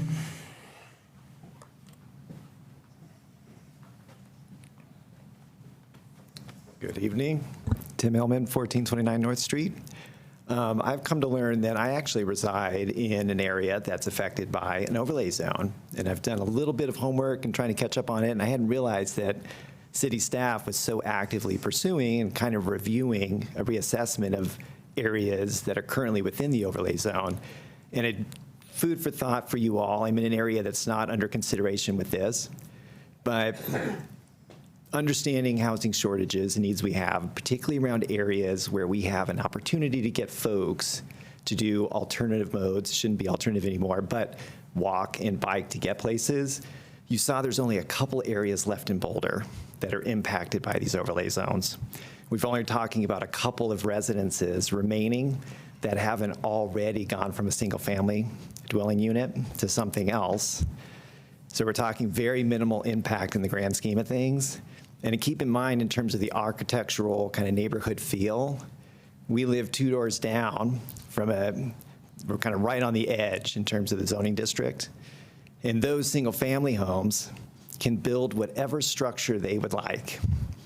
And it remains a single family structure. So they can add whatever square footage within the guidelines of what you've got with easements and such on your property. But because of the overlay zone, you can't expand or make any modifications to the structure and add a unit. So assuming you wanted to make housing available to others in a unit that would be less than the neighboring single-family home, this overlay zone is restricting our ability to provide housing to our residents that could be residing in areas where they could be walking, biking, the whole redevelopment around the hospital. These other overlay zones along Broadway, it'll come up again. I would say I'd really consider removing the overlay zones. I think it's a good idea for the neighborhoods. So thanks a lot for your guys' time. Good luck. Thank you, Jim. If there's no one else, we'll close the public hearing. Bring it back to council. Aaron? Yeah, if you don't mind if I start on this, because I brought this forward last year for the Not of Five. And it was prompted by the specific situation of this one parcel where there was a duplex that had burned down, and the owner thought, well, I could put up another duplex in place of it. Oh, actually, there's room for a triplex, and then came forward to the city after getting quite far into the process and was told, actually, you can't build multifamily housing here because of the overlay zone. And just for a city that's in a crisis with a lack of housing, it seemed to me unfortunate that we would instead require this person to build 1 or 2 very large, expensive homes rather than a triplex, which could provide some additional housing at a lower price point. And then when Chris and his team did the analysis, the effects in the larger area were very minimal, might have a little bit of additional change over the long term with those 3 additional parcels, but which could result in some other positive outcomes. But it just seems to me that where we are in the city with the need for housing, that this is a positive incremental step. And while it's very unlikely that these units themselves would be affordable, they would contribute to the affordable housing funds that would enable the construction of affordable housing in other locations in the city. So I hope council will support this. Just a couple questions.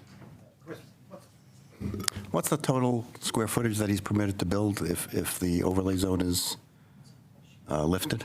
That's a great question that I don't have the numbers off the top of my head. I'd need to go and look again. The way we calculate density on lots in the RM2 zoning district is first you have to have at least a minimum lot size. And then for every 3,500 square feet of lot area, you can have one dwelling unit. And so that's where, for this parcel, they get to the 3. In terms of what's that translate to in terms of square footage based on setback, solar, and all of that, I don't remember the number off the top of my head. It just seems to me there's a difference between whether he's building 3 one-bedrooms or 3 three-bedrooms in terms of impact of traffic and other considerations. Yeah. Anyone else? Adam? Following up on Aaron's point, I'd just like to remind everyone that we don't have a housing problem, we have an affordable housing problem. There's plenty of homes in Boulder that are underutilized in many ways. And I like to keep that in mind whenever we're having these density conversations, because density doesn't always equal affordability. In this instance, I would love if the developer in their heart of hearts decided that one of these units should be permanently affordable and prove that development isn't necessarily about maximizing the amount of income you can have, but actually contributing something to the community that is really, really necessary. Rachel? But if we don't remove the overlay, there's no reason for the developer to make it affordable single-family home or duplex, right? So we're not removing affordability as far as I can tell, and it's possible that there could be some, I mean, we have the chance of affordability with a triplex or paying into our inclusionary zoning fund, inclusionary housing fund. So I guess I'm confused by the notion that a triplex would have to be affordable and a single-family home obviously does not. So that there's just a little bit of a disconnect. And also, I think it's important that we do look at Mr. Hillman's point about walkable neighborhoods, as we're not only in an affordable housing and housing crisis, but we are also all in a climate crisis, and this helps. If we can get 3 families or 3 groups of students living in a walkable neighborhood as opposed to commuting in from far away, that helps with our CMAP goals. Thanks. I just wanted to respond to Adam's point. First of all, Adam, I 100% agree with you. Having just come off of 3 years on the Boulder Housing Partners board, one of the things I learned is it's helpful to have kind of a critical mass of units to manage for affordable housing. It's really difficult to have like one unit of affordable housing because you have all sorts of requirements as far as income qualifications and reports and so on and so forth. And while I agree with you 100%, and I would love it if this developer did build one of those units, or maybe all 3 of them as permanently affordable, I think there's also a practical challenge with somebody who doesn't otherwise manage affordable units to manage one affordable unit because of all the requirements. I just want to throw that out there as just a practical frustration that I share with you. Okay. Anyone else? Do we want to have a motion? I can put a motion forward. Move adoption of Ordinance 8380, amending Title IX Land Use Code to eliminate the medium density overlay zone from the area of 18th Street and Baseline Road. Second. Discussion? I've made my point. Okay. Just one final small point to me. This strikes me more as a private benefit to an individual rather than a well-considered policy for creating more affordable housing. And I'm quite sure I will be in a very tiny minority, but I don't think that this is meeting my objectives for creating more affordable housing in Boulder. And I'm sensitive both to what Bob has said about the practicalities, but also what Adam said about the need to actually create affordable housing and not just more market rate housing. And my issue with how much is buildable is because you know, if there's enough square footage to build 2, 3-bedroom houses, this becomes a development boon, but doesn't really do much for our policies of trying to promote affordability. So I'm sure I'll be out in the cold on this one, but that's fine. That's how the process works. Well, I just totally respect, voting no on it, but just the point that without this, we get no increased affordability either. Instead, we get fewer larger units that are more expensive. So while you don't get necessarily permanently affordable housing with this change, you do get smaller units at lower price points. Just a quick question. Could he build 2 homes and an ADU? If, based on the parcel size, the property owner could subdivide the parcel and build 2 single-family homes. Whether an ADU could go there, I'd need to look into the details based on the ADU regulations. But right now, you could build either 2 detached single-family homes, or if we remove this, then it would be, as Aaron described, 1 structure with 3 units in it as a triplex. At least the ADU would be affordable. Potentially. Potentially. I mean, one comment that I have on this is overlay zones are really kind of mediocre policy. Generally speaking, you'd rather have the underlying zoning be what determines what you can build. And so I'm going to vote to lift this just because I'm not a huge fan of overlay zones. And it has a relatively minor impact, but positive. So that's where I'm going to be. Just a follow-up question, are we going to be looking at the other overlay zones? So as a part of this analysis, the direction from council was just to focus on this area in University Hill. But if you look at those other geographic areas, there's an area in Grandview Terrace, much of which is now owned by the university. And then the other big area, as we heard in testimony tonight, is around Community Plaza and Ideal Market area. So that is something that we could look at as a part of the work plan in the future if council gave us that direction. Mary? You just turned it off. Oh, jeez. So I'm with Sam on the overlay zones as policy, and this is just removing part of an overlay zone. And I think that if we wanted to, I didn't know that there was an overlay zone right behind my house. My house might even be included, I don't know. But I live behind Tim. So that would be something to, I think, consider when we start looking at the sub-community plans, is to address overlay zones as we go through that process. It's 4 units here. A lot of the other properties already have the maximum. So even if they redeveloped, they would still not contribute much, if anything, anymore to the number of housing units there. So just to summarize, I think that some of the issues that were brought up tonight could be addressed as we move through the sub-community planning process. Okay, so we have a motion. Oh. So I'll say this sort of points out one of the fundamental flaws in our affordable housing system is that only through building are we acquiring more money. So that's a major issue in its own right. And even though I don't like the concept, I'd much prefer that we get some sort of money for the affordable housing program out of this instead of, say, 2 probably larger, probably less affordable units made out of this. And again, this is the difference between a bad choice and a worse choice. It's really not a whole lot to work with in terms of actually getting towards our goals. So I'm a little upset. Okay, we have a motion and a second. So all in favor? It's actually a roll call. Sorry, roll call. Roll call. Thank you. Councilmember Nagel? No. Councilmember Sweatlick? Reluctant, yes. Wallach? No.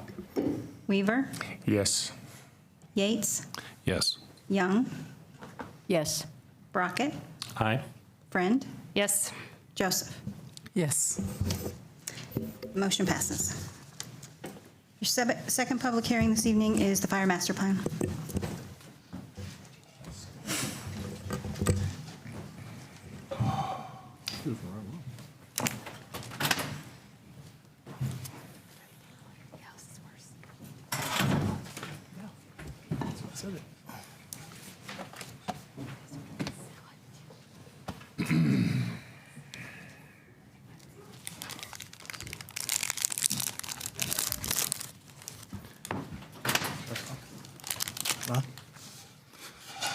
Good evening, Council, Mayor.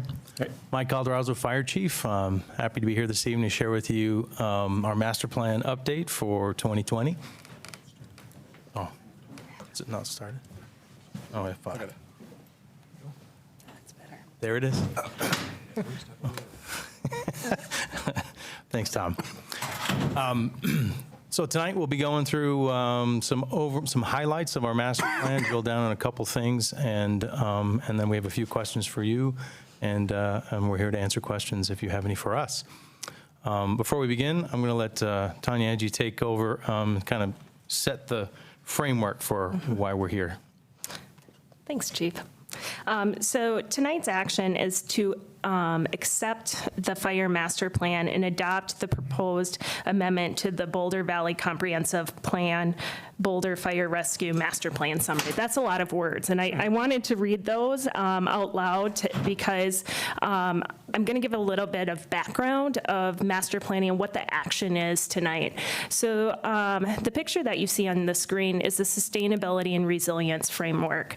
So this guides the Boulder Valley Comprehensive Plan, and as you see in the middle is department or strategic master plan. So really we are focusing on that red highlighted box in the middle of this diagram tonight. So what do master plans do, or what's the purpose of a master plan? It's to establish the vision for future service delivery within that department or service area. And it really acts as a bridge between the comp plan and the master plan. So it's another layer down and starts to drill into more specifics. And we have this framework in place so that there's a common language across the city when we are adopting these master plans.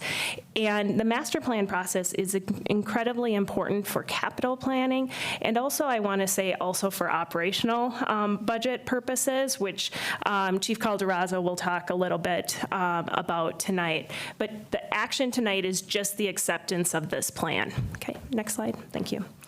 So a bit of background, the city actually has what's called a City Plans and Project Handbook. The Planning Department right now is in the process of updating that handbook based on council discussion and discussion of the Financial Strategy Committee of how do we really look at master plans in the future and tie them closer to the budget process. Next slide.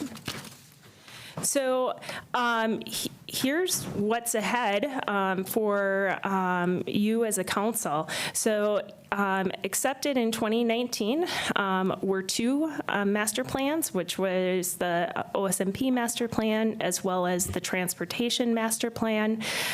2 are currently underway, which is the Parks and Recreation master plan and our facilities master plan, which is actually going to be the first time that a facilities master plan will actually be coming to council. And then 2 will be kicking off in Q1 of this year, and that includes the police master plan and our comprehensive flood and stormwater utility. So that brings us up to 4 total updates in the next year and a half or so. And so that's why I just want to ground once again that tonight's action is acceptance of the master plan. We will have, after acceptance of the master plan, then we start to go to work of how do we incorporate the master plans within budget conversations. So for example, this year, if council accepts this master plan, fire will be a focus of how do we start implementation on the action steps outlined in the master plan. So before I turn it over, back over to the chief, are there any questions on the action tonight or what the process is. I have one question regarding, I was going back and just now and looking at the open space master plan and the transportation master plans. And within those plans, there are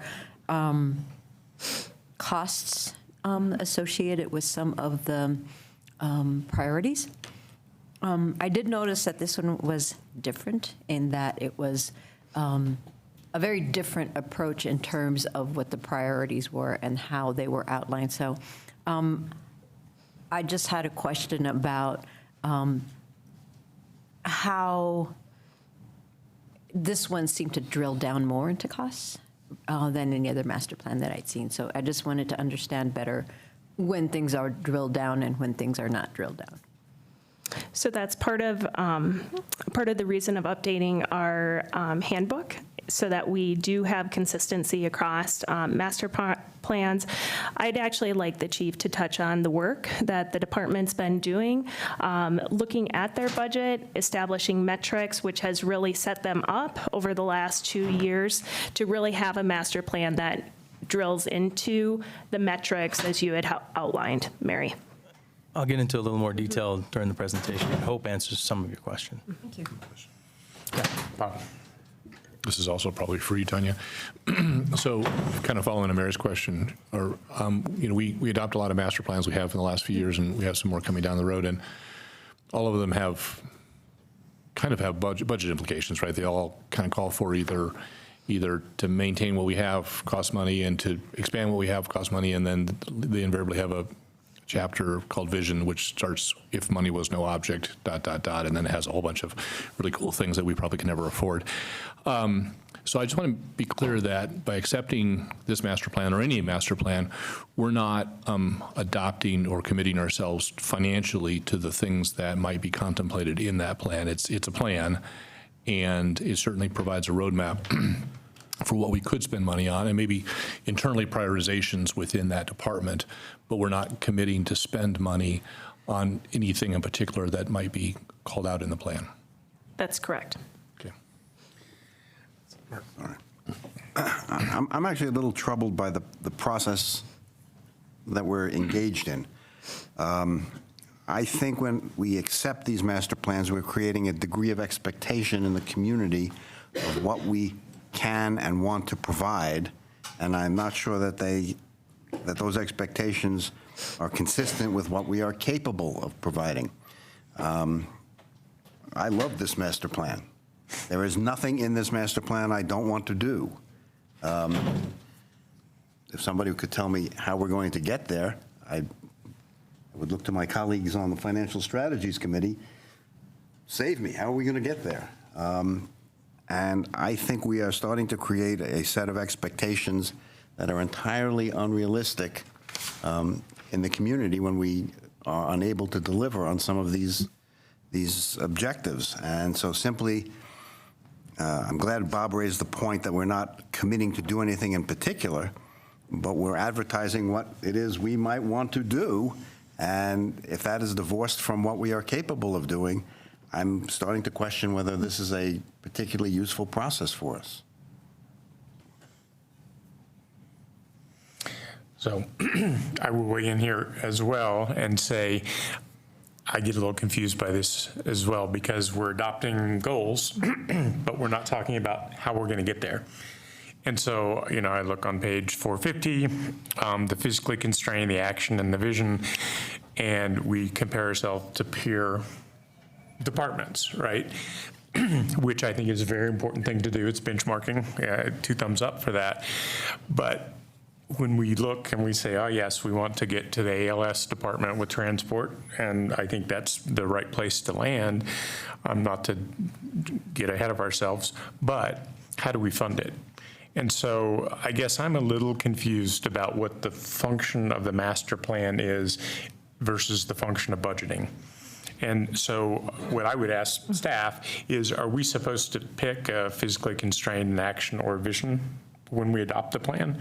Because I think that's where we often maybe get confused is, if we don't pick one of those, then everyone might hope that we get to the vision level, and that would be fine. You know, I want us to get there, just like Mark, but I need to know how this intersects with the budgeting process. So we can leave that for, you know, the fiscal working group to tell us how we should look at our master planning process. But I think that's a real, you know, to Mark's point, if we're setting expectations that we're not going to meet, or if we're setting expectations that we're not going to be able to budget for, I think we're setting ourselves up for disappointment.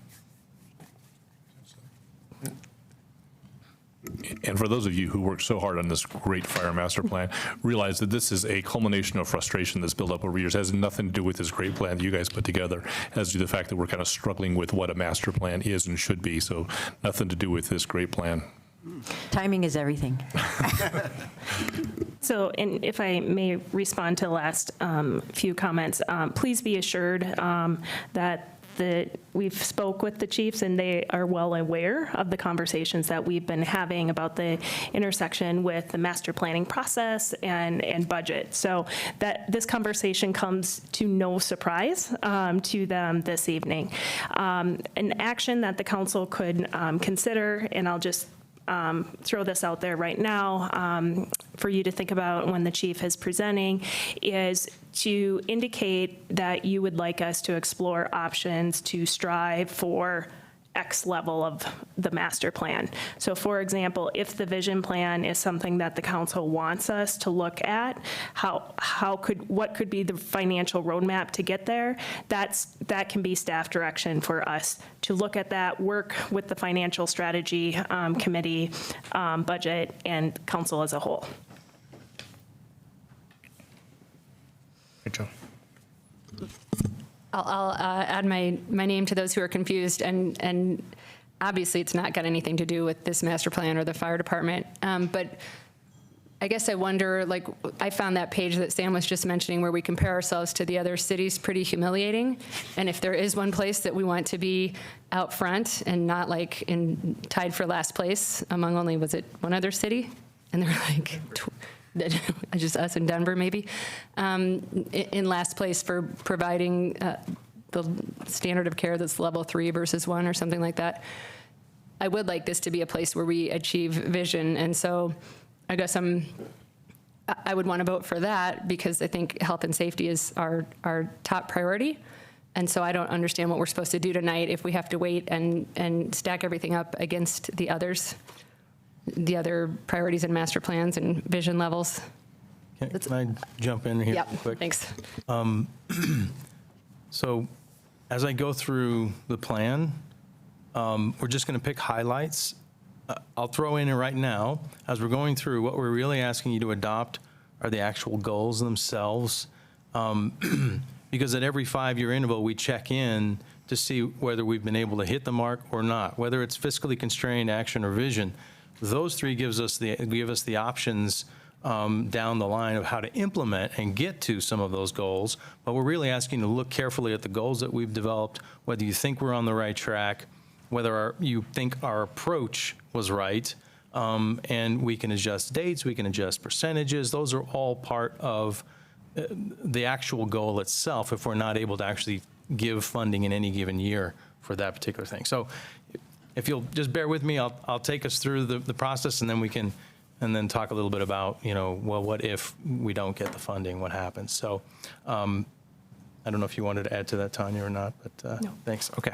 So before I get into the actual master plan, I did want to thank all of you for your feedback last month, and you'll see that we've incorporated some of that. It was in the memo, and we've adjusted our own master plan as a result of planning board input too, so we're thankful for that. I also wanted to thank the members of the team who worked on this really hard over the last couple of years, members of the public who took their time out to contribute to the whole master plan process. And we had a lot of support interdepartmentally as well as having the city manager's office help us get through this. So there were a lot of players to help us get here, and we thank them all for that. Real quick, you saw this last month. You can read the slide as well as I can. I think the big thing I would love for people to take away from this, as well as the public, is that the planning team's approach now was everything we do, we need to be thinking about people, the people we serve and the people that do the serving, and make sure that we do it in a way that's safe and to the best of our ability. And I think that the goals that we've put together do take that customer-centric approach, as you'll see here in a minute. Just a little overview of the department. We have 124 authorized FTEs. They're not all firefighters. You can see the breakdown there. We have 97 firefighter emergency medical technicians, 8 wildland responders full-time, and 8 community risk reduction staff. Those are our people that do, on the right-hand side of all the services provided, they're the folks that do all the stuff to keep 911 calls from happening. So code enforcement, education, things like that. We have 7 fire stations that are around town and a wildland facility as well out at the res.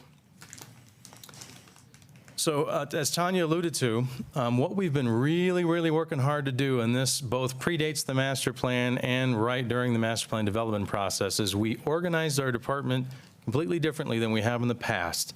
By program, we assign program managers. We've been working on data so that we can tie performance measures to actual dollars. And the idea was we wanted our program managers to start telling us kind of what council wants on the macro scale. If we don't fund this, what doesn't get done? What percentage doesn't get reached?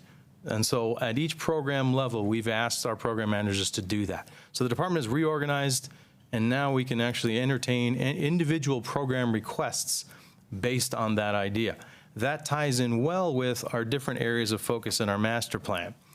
But let me talk about the process real quick. We are finally here at the culmination of the master planning process, which is in front of you, council, for acceptance or denial or fix or whatever you'd like to see. But this process, if you really go back to it, it goes back to 2012 with our last master plan process update. We got that accepted, I think, early 2013. 5 years in, we actually began. So we might have begun a little bit late on our update for the master plan, but we realized that we were able to achieve a lot of stuff from the old master plan. And so when we started this process, we agreed to be part of the city's engagement process as well. We piloted that, as well as did a lot of, well, there was a lot of outreach involved in this master plan update. So that takes us through to now. Let's say a week and a half ago, we met with the planning board, but the actual planning team developed the plan back in October of last year. And then we got in front of planning board a week and a half ago, and, well, we got in front of you in December with a study session, then the planning board, and now here for a final acceptance. So that's a little bit of the process. Here's what we've done since we met with you in December. We took your feedback, put it in the master plan draft. We went back and took a look at our 10-year master plan financial analysis. So we did get very granular, depending on which version of plan we went with for the full 10 years. So if we did action for all of our goals, here's what it looked like. If we did, particularly ALS was what we were actually looking at. If we did ALS in this manner in action, we would spend the money this way, we would add people this way, and it really is a 10-year process, no matter which way we look.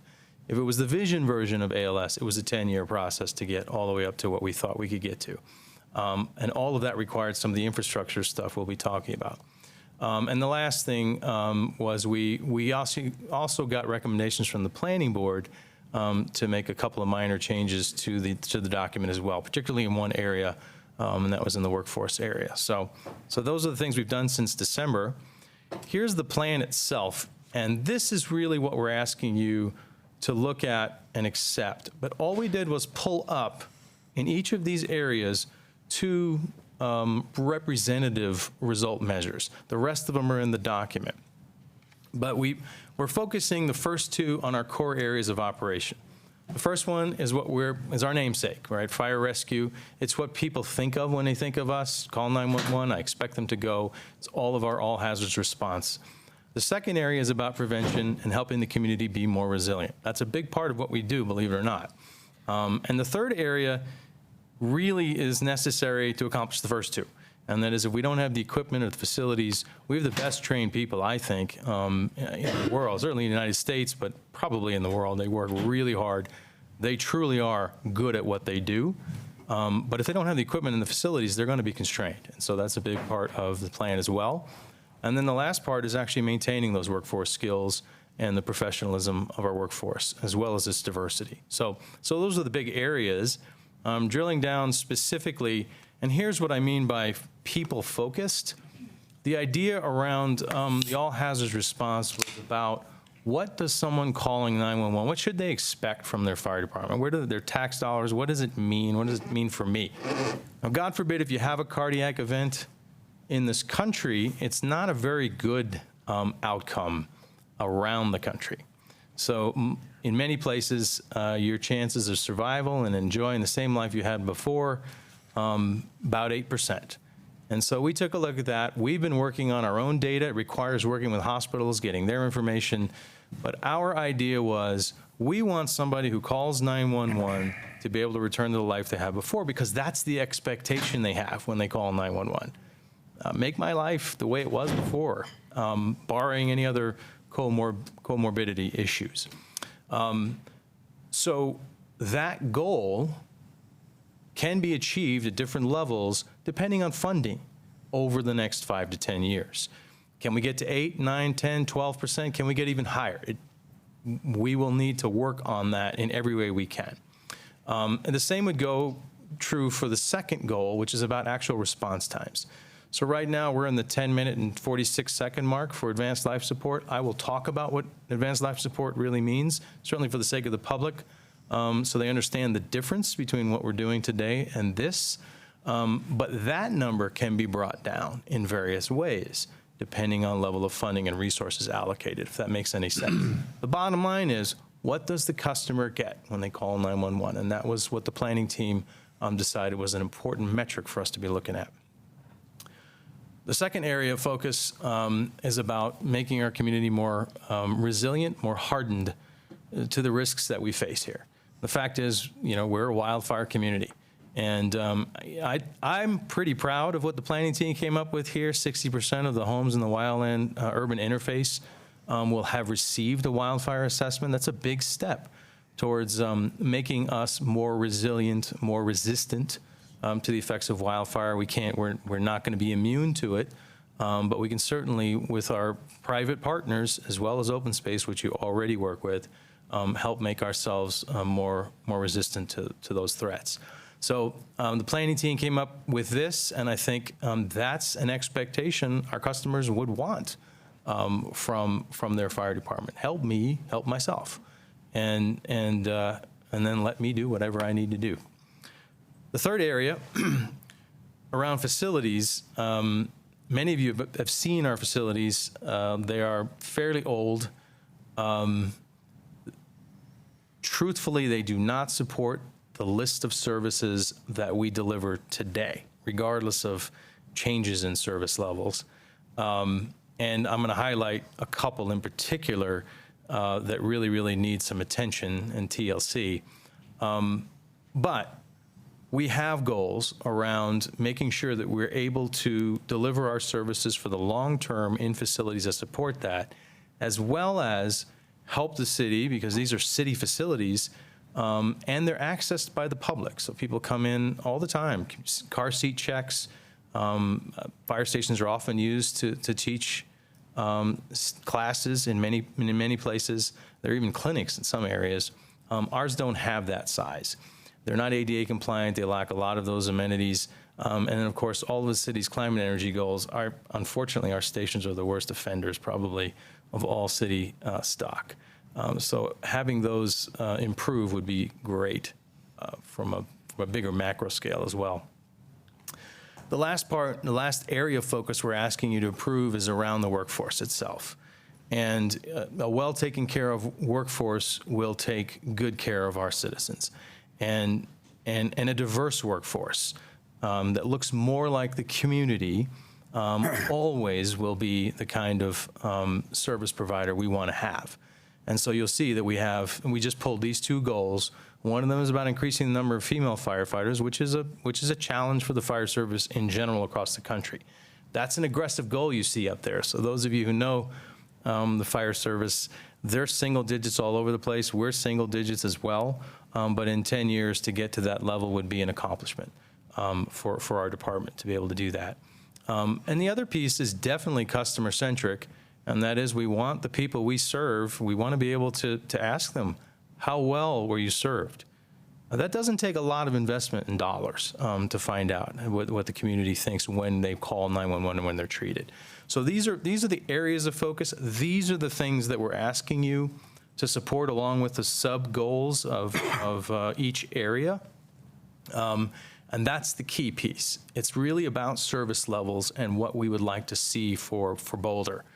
Now I'll drill down into the specifics of just a couple areas. I have a quick question. I was real curious about the change that the planning board made to the workforce. It was so they asked us, why did we focus on female firefighters? Why just that demographic? What about race?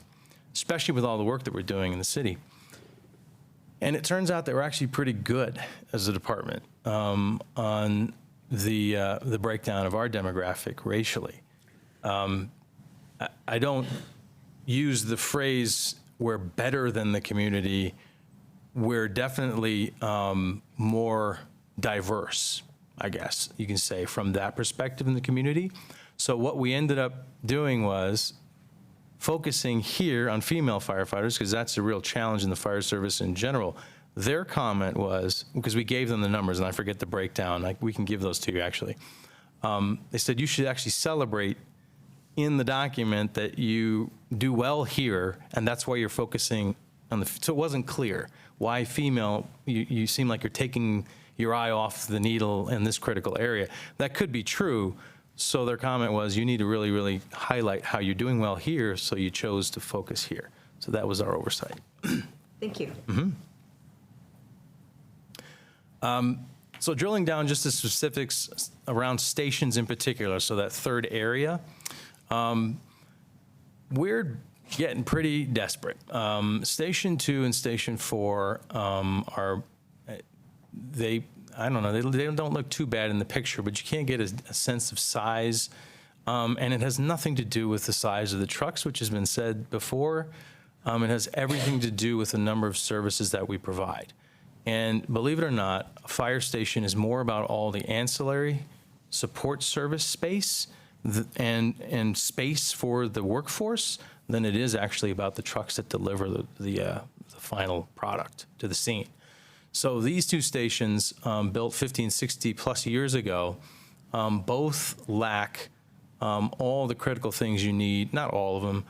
If you visited the station, you know our folks are pretty creative and they've done some good work with what we have, but they do lack a lot of critical things that you need in critical infrastructure. And unfortunately, we've been in the CIP for a long time, but the funding sources have never been defined.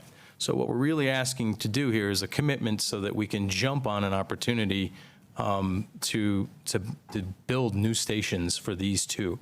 We wouldn't be able to achieve any of our advanced level goals regarding advanced life support or otherwise without doing something with our infrastructure. One certainly needs to happen, but this needs to happen regardless of what we choose to do in the long term because of the way we serve the public today. We're all hazards. These don't really support all hazards. Good example is that Station 4, the one on the right, is South Boulder. We know our wildland interface challenge over there. I couldn't put a wildland truck, even a small one, in there along with the big one in there, even if they could jump trucks to go to a wildland incident. So the space just isn't there for us to be nimble as a workforce. But that fits 3 firefighters because it's a house. So it doesn't even work well from a fire station perspective. It worked as a temporary location 60 years ago when they built it, which is what they were told. So that's that. Let me switch over to advanced life support. And for the sake of really more the public than anything else, there is a difference in levels of response when you call 911. You get usually get both, depending on the nature of the call. We call it basic life support, we call it advanced life support. The fundamental difference between the two is that advanced life support responders can bring life-saving drugs to the scene. They can do invasive things that basic life support responders cannot.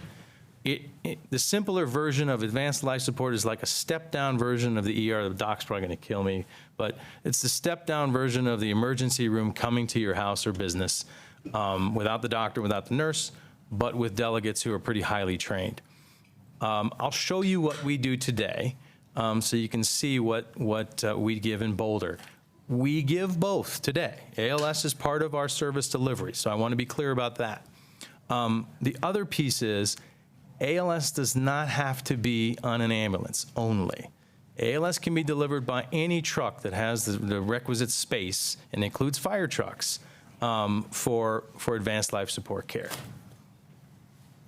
So this is what we do today.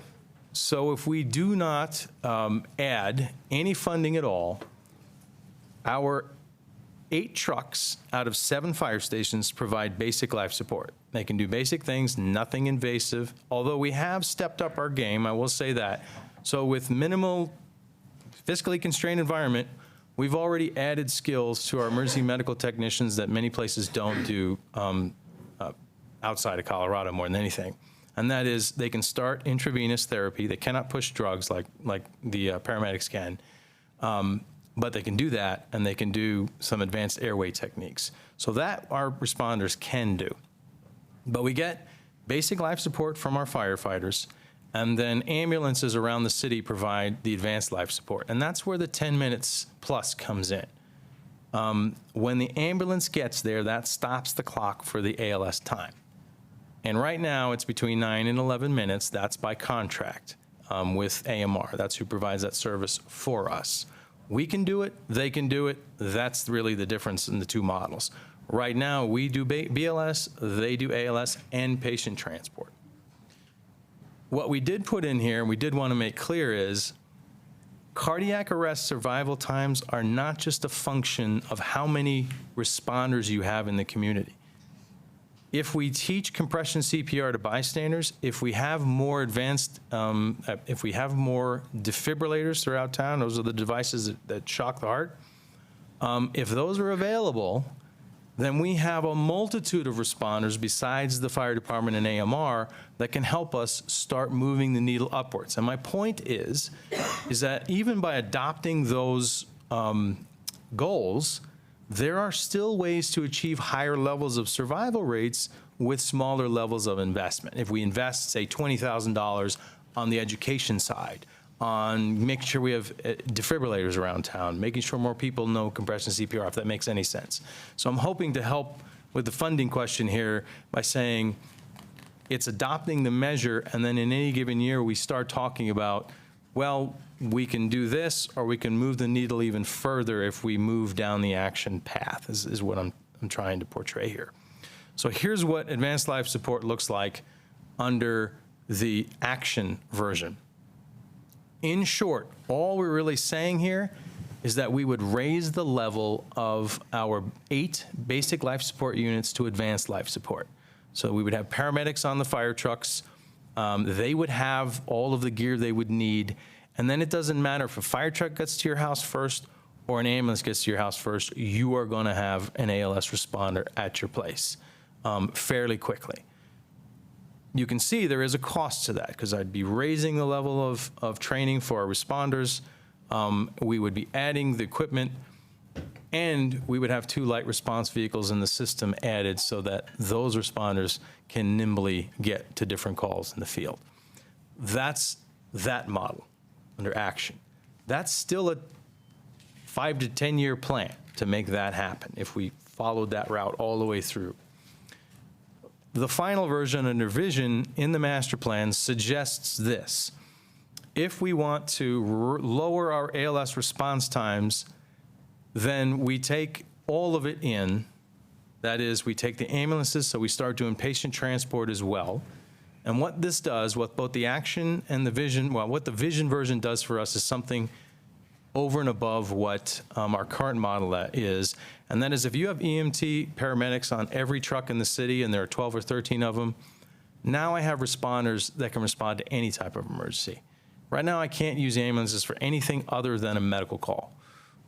But if they are on trucks that have the firefighters that do all hazardous response, then they can be part of my first response to a traffic accident and help actually get people out, plus a second unit to help out with that, if that makes any sense. So this gets us everything in-house, no third-party provider doing patient transport, but everyone is a firefighter in the city, and there are more of them. And you can see representative of that is at full rollout, basically in 10 years' time, that's what the cost would be on an annual basis, minus or net of patient care revenue. So here are the two fundamental questions for council.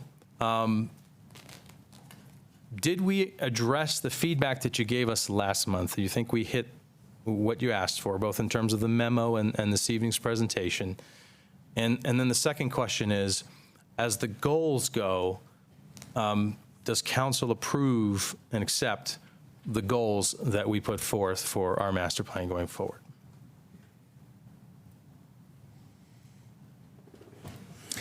So thank you for teeing that up. I have a question.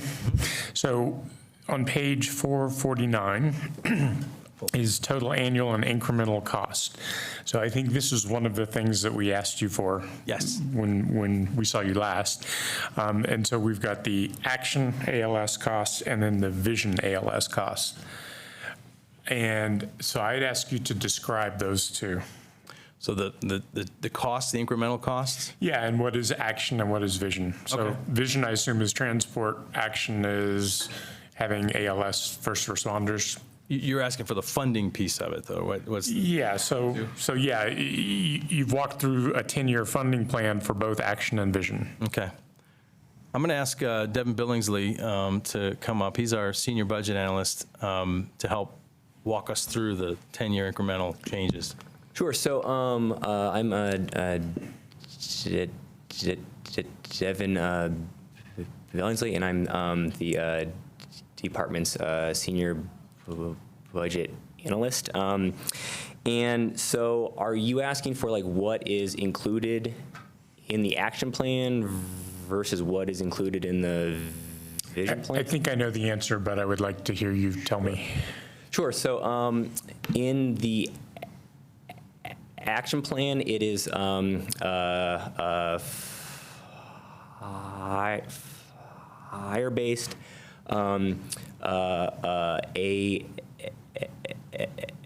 ALS, which means that that the paramedics would be on the fire engines themselves, and then in addition, there would be two light response vehicles that would respond to lower acuity medical calls. In the vision plan, that is the full 5 ambulance model, and there and that would be in addition to having paramedics on all of the engines as well. And there are some other smaller differences, but those are the primary ones. I thought we were asking financial questions.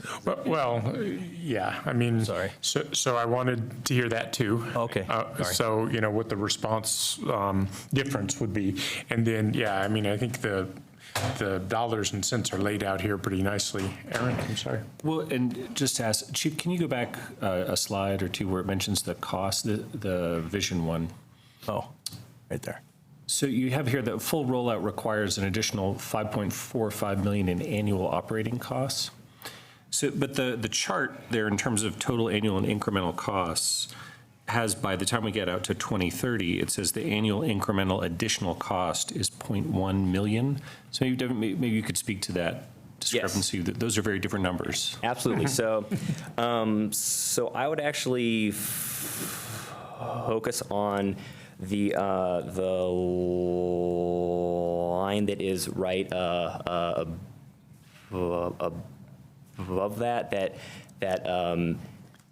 is the total annual cost. So you can think of that as more of a cash flow. Okay, what the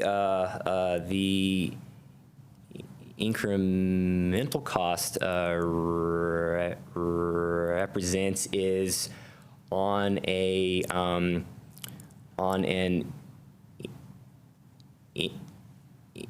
incremental budgeting basis, which is how the city budgets, how much more each year on top of the previous year's amount would the we as the fire department be coming to ask you for. Gotcha. So it's an increase over the previous years. Exactly. So then by 2030, we have to look at the sum of all of those annual increments to get the total additional cost from where we are today. In a sense, yes. Also know that there are some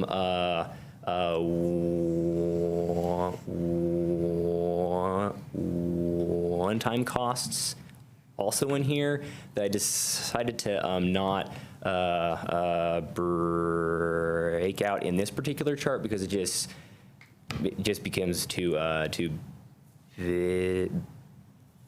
But that is all in the master plan. Gotcha. So by the time we get all the way through it, the 10 years from now, each year we'd be paying $5.5 million more net than we do currently. I will also actually comment on those. We actually, so these we prepared for our this slide. We prepared for our presentation in December, and we actually cherry-picked those in the sense that we picked the years that had the highest costs. So you won't see costs higher than that. Okay. But in this chart here, you can see how over time it gets spread out. So, and we really did that on purpose because we wanted to be as conservative as we could. And while in the master plan, it's all sort of viewed in more of a cash flow way, as it is here on page 449. That would be the cost that you would probably see in year 2025 and 2026. And actually, I'll stop here in just a second. But in the chart in 2027, there's actually a significant decrease. Correct. Incremental, but actually you called it NA rather than doing the minus of what it was before. Correct. So yes. If you sum it all the way across, you have to get in a minus through anyway. It gives a good sense of it. But I think maybe the point that I'm getting from this is that there's some significant additional costs over 5 or 6 or 7 years as you create the services. Correct. But once you get to full implementation, the additional amount each year is Essentially, it's that. Right. Is, well, I'm not sure. Over what if we didn't, this is over our baseline of fiscally constrained. So if we didn't do anything, didn't do anything with ALS, and didn't do any of the implementation that chart that you're looking out calls for, then we wouldn't be looking at an additional $5.45 million in annual operating costs. Right, but I think for what you're hearing from Devin is that the worst year is $5.5 million more. But once you settle out, it looks like you get closer to true. Really close to $2 million more, $3 million more a year. I would say, no, I'd say it's between 3 and 3.5. I'd say that's probably the sweet spot. And that would be 5 to 7 years out. So. Yeah, or longer, yeah. Yeah, exactly. And that would be, just to give you an idea, that would be eventually ramping up the patient care revenue coming in, right, as opposed to not collecting it early on in our relationship with a private third party. So they would step them down, step up, like that. Understood. Okay, thanks for that explanation. Sure. Mary? I have a question about that chart again in terms of can you move, do you have to stay within the action or vision, the respective path that you're on the whole time? Could you jump from action into vision in year 3 or something in 2023? That's a great question. It actually works out to be, if we did it, let's just say our long-term goal was to be something like the vision.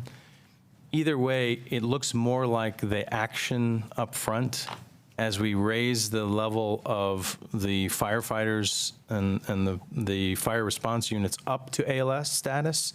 So that gets us 8 units. So over time, we would realize the action long before we'd ever get to the vision. And the vision piece would be simply, okay, now we're going to add a couple of extra, well, the action calls for adding a couple of extra light rescue units with paramedics on them. But then over time, bringing in the patient transport piece, that's the vision version of it. So once you do the patient transport, then you collect all the patient care revenue. And we don't pay a subsidy to the third party like we do today. So I hope that makes sense. You wouldn't bump up and down. You would probably do action first and then get up to vision.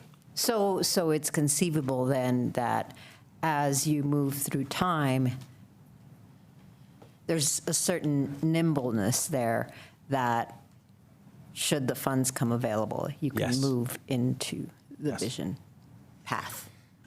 Yes. Just to follow on to that, is the main difference the transport piece? So, I mean, in any case, all of the firefighters who are going to show up are going to be paramedic trained under either the vision or the action, but the big difference is that you're transporting? Yes, yes, sir. Mm-hmm. Okay, and so that has an implication of personnel as well as equipment? Yes. Okay, thank you.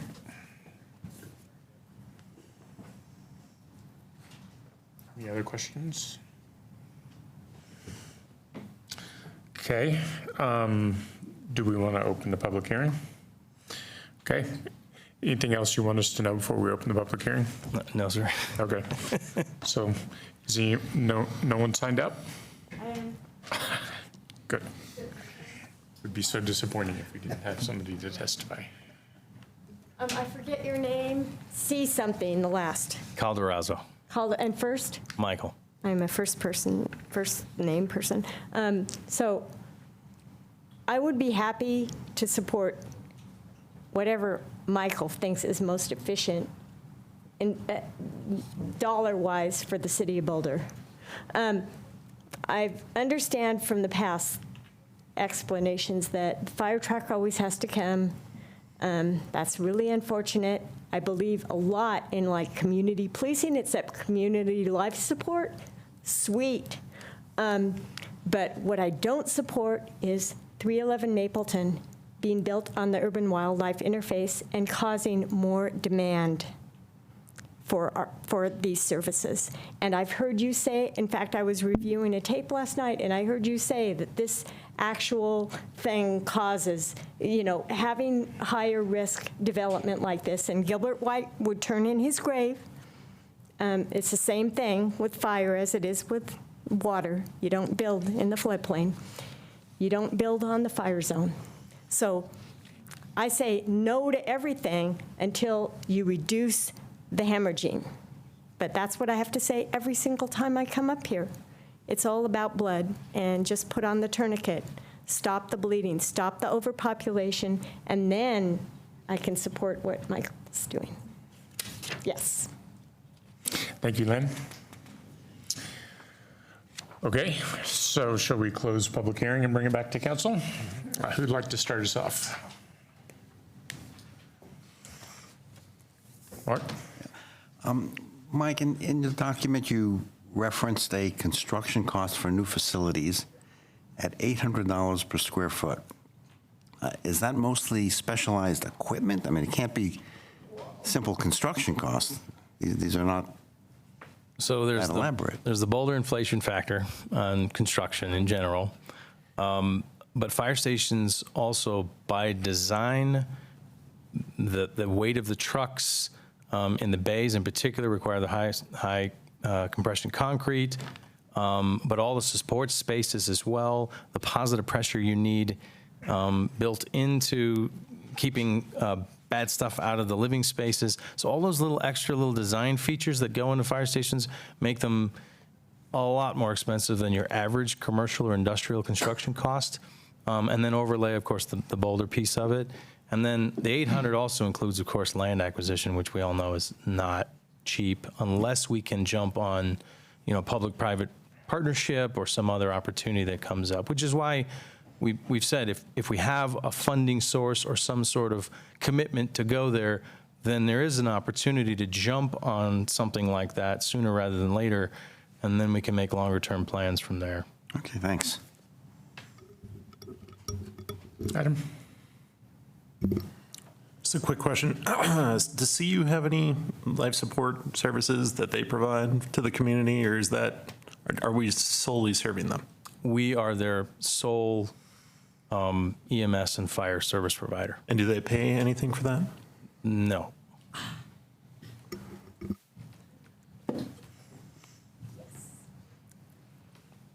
Anyone else? Okay. So I think we've said this enough times, but the most striking thing on there is page 450. That is a comparison of other surrounding cities. And as per always, we pride ourselves on how great we are, and being able to save our citizens' lives should probably be towards the top of that list. So when we are looking at the budgeting process, I think it's really important that for all the things that we love and want, saving our citizens' lives gravitates towards the top of that list. So I'm looking forward to that process personally. Also, I think we might get more public comment if this was called the Keeping People Alive Master Plan, but unfortunately it wasn't. So maybe, in the next iteration, we might consider a name change. Name change for the department? Yeah, because I'd love to see more public participation surrounding topics this important. Also, I think you hit the nail on the head. I would love to see a public-private partnership, someone donating towards a new fire station, one of our more, wealthy community members or community businesses that would really be helpful at this point. Even if it means we have Google on the side of our fire engines, I'm down, if that's providing a level of service we need. So here's looking at you, community. Rachel. I'm just going to tie those two together for Adam. I believe a number of years ago, CU offered to buy at least one fire truck if we would put the buffs on the side of it, and we rejected that. I didn't reject that. Somebody, the city rejected it? Mary. So to Adam's point, I think that was one of the community benefit options, to look at things that we need within our city that could be provided. So it's an option out there, I believe. I wanted to ask a question of the chief about, there was a comment in the memo about this being a living document. And how is that different from other master plans? I can't speak to the other master plans, but I can say the intent of the living document piece is we set the targets, and we're constantly checking through our programs whether we're hitting the targets, coming close to them. They're supposed to be stretch goals as they are, and then we're supposed to generate conversation both internally and then periodically to you all as to how we're doing and whether we're making the target or whether we should adjust the targets down or up. That's what really we mean by living document. Those strategic results can be adjusted if need be. So I thought that was a real interesting point in the memo. I agree with what Adam said with respect to this is one of the most important things that, if not the most important, along with police, that a city is responsible to its citizens for. So I jokingly said earlier that this is, timing is everything. However, I do think that we need to be patient with ourselves and make sure that we're considering the whole big picture with the financial strategy and see what comes of that. But I think this is a very, very different master plan, and I thought it was unlike, not to diminish other master plans, but this one had just some realistic performance measures to it that tied them to dollars. It wasn't well, to achieve this master plan, we're going to need $100 million of operating. So it wasn't that kind of thing. So I really appreciated that. One comment that I would just like to make in general about the defensible space and that particular goal is that there are, I hope that we work in partnership with like Ready to Work or maybe even Attention Homes to come up with social enterprise kinds of approaches to helping citizens create their defensible spaces. But I thought this was a great master plan, and I think it's just the way it was laid out in terms of having all of these achievable performance measures was very, I think, game-changing. I'll put it that way. Aaron? Yeah, I'll echo what Mary said. I thought you all did an extraordinary job. I thought the details and the metrics and then all the different goals and how they were connected to funding and timelines, incredibly specific, and also laid out a pathway for achieving those, which I thought was really impressive. And like Mary said, we were talking about earlier that a lot of master plans start out with a vision plan that says, if money were no object, if you could spend it $3 billion, what would you do? And then we get these approved, and then people are like, well, how do we find the $3 billion to realize it? I mean, while your vision plan is not cheap, it's also not sky high and completely unattainable, and also ties into really important outcomes and goals that would be very desirable for the community.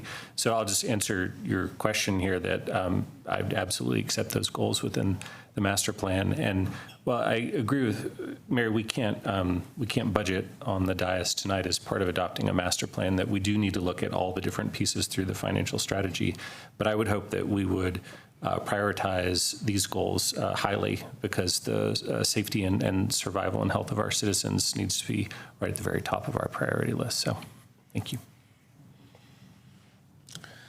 All right. Well, I'd be happy to jump in here. I thought this was an excellent master plan, and I think the areas of focus were the right areas of focus. And to what Mary said, having measurable, achievable, at least, metrics by which we look at, the way that the fire response serves our community was very thoughtful. And so I thought this was a very good breakdown, your four areas of focus. I mean, I'm just going to come out and say it. I think members of our community would be very disappointed if they saw where we were relative to our peer cities. And I think that's a very important, we don't want to jump to conclusions about where we want to go with the budget process. I agree with that, Mary. But I also do think, as you said, this is a truly important service. And, you know, there's no alternatives. There's us and AMR who are providing the life support in this community. And I think looking on page 450, I would be disappointed if I were comparing us to our peer cities and I were, you know, not in a position of decision making, but we are in a position of decision making. And so I think we need to take this very seriously. I do think, you know, we can have a discussion whether when we get to budgeting, we want to do action or vision. Ultimately, I think we want to end up at the vision plan. I think we want to do our own transport. I think there's lots of good reasons for that, but we don't have to start there necessarily. And so, Mary, you talked about a transition, and maybe when we get to the budget discussion, we can talk about what that looks like. But I think, you know, we're one of the more educated communities in Colorado, and I think people who are looking at the level of service for life support would not be very happy with where we are. I'll just make an observation of an opportunity that will be in front of us in about a year. The community culture safety tax, which was originated in 2014 for 3 years and then was renewed by the voters in 2017 for 4 years, would sunset absent a new vote in 2021. And I'm sure this is a discussion we will be having either late this year or early next year about whether we want to ask the voters to continue the community culture safety tax, which is a 0.3 sales tax, and if so, for what purpose and for how long. If we maintain it at 0.3, I think it generates about $10 million a year at 0.3, if I'm remembering correctly. You don't have to confirm that. I'm just remembering that roughly. Yep. And of course, there's any number of things. We typically, because these taxes have been relatively short term, I think we typically want to fund capital things with them as opposed to ongoing operating. But when we have that discussion, and probably start to have that discussion in less than a year, we can talk about what $10 million a year, and of course, if we stretch it out long enough, we can bond against it. So 10 years gives you $100 million bonding capacity, minus the interest. Whether things like the capital outlay for EMS or fire stations number 4 or 2 might be on that list. So I just want us to kind of park that for, you know, it's probably a discussion that happens after the 2021 budget, but from a capital outlay standpoint, there may be an opportunity out there to present that to the voters in November 2021, along with lots and lots of other things, I'm sure. Anyone else? So I guess in answer to these questions, we should probably get some consensus. So I think we're all happy with the goals. Did I hear pretty good agreement with the goals? And my opinion is that you did adequately address what we asked you to. I mean, you've got metrics, you've got costs, and you've got a rollout plan. So, Tanya, I would turn to you and say, is that what you mean by accepting a master plan? Is we feel like this is a good plan, but we don't have to address the funding component right now? Correct. Yes. And so the action before the council listed on your agenda is actually a motion to accept the master plan. So that would be the request by staff tonight. I'll make a motion. Okay. To adopt the fire master plan. Second. Sorry, Adam, did you mean the keeping people alive master plan? I would love if we can make that friendly amendment right now, but I'll keep it as is, just for expediency. Okay. Any discussion? So, show of hands, all in favor? Any opposed?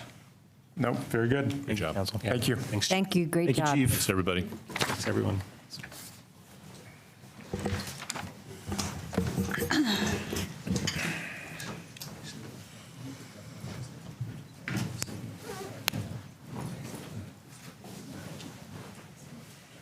So under matters from this city manager, we have the council retreat follow-up, as well as the motion to amend the council rules and procedures and working agreements, which were discussed at the retreat.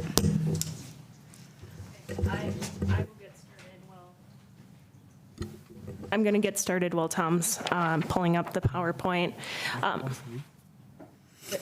Yes, there should be one from me.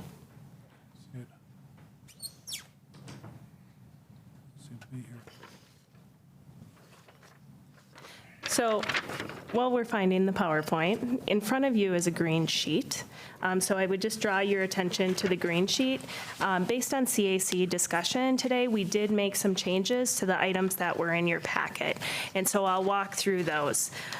The first section of the green sheet is the 2020-2021 major priorities. So these were the priorities that council previously had discussed at the study session prior to the retreat, and we had said yes, the direction from council, yes, move forward with these priorities into the next 2 years.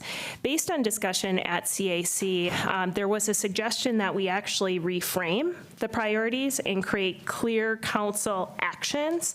And so this was staff's attempt to take what were the major priorities and develop key actions around them.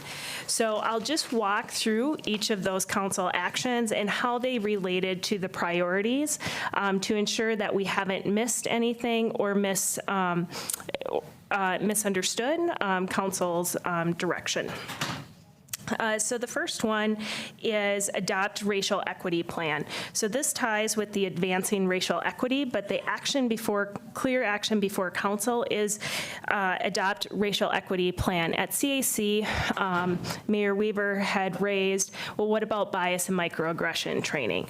Bias and microaggression training will be part of the plan, so it's still rolled into that item. Boulder Electric utility development, we didn't make a change to that because that's project specific. Adopt climate mobilization plan. So that was what used to be the climate mobilization plan, but really the action before council is to adopt it. Adopt phase 2, community benefits and site review criteria. I apologize, we have a spelling error. The next one, East Boulder Sub-Community Plan. Launch the Financial Strategy Committee. So this was previously Financial Strategy Study Committee, but we're saying we're actually launching that. So there's the action. So Tanya, can I ask a quick question? So would we want to adopt the East Boulder Subcommunity Plan? Yes. That's right. That's what I Move the dot. Move the dot Okay, over a perfect. word, Yep. and then we got it. Okay. Yep. Okay. Just Yep. clarifying. Yeah. Thanks for that clarity. Evaluate.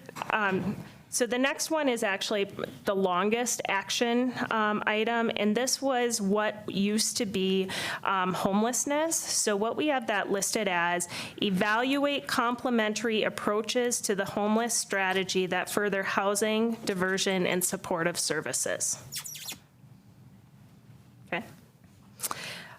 Implement middle income down payment program and adopt ordinances related to manufactured housing strategy. So those were the two key actions relative to housing.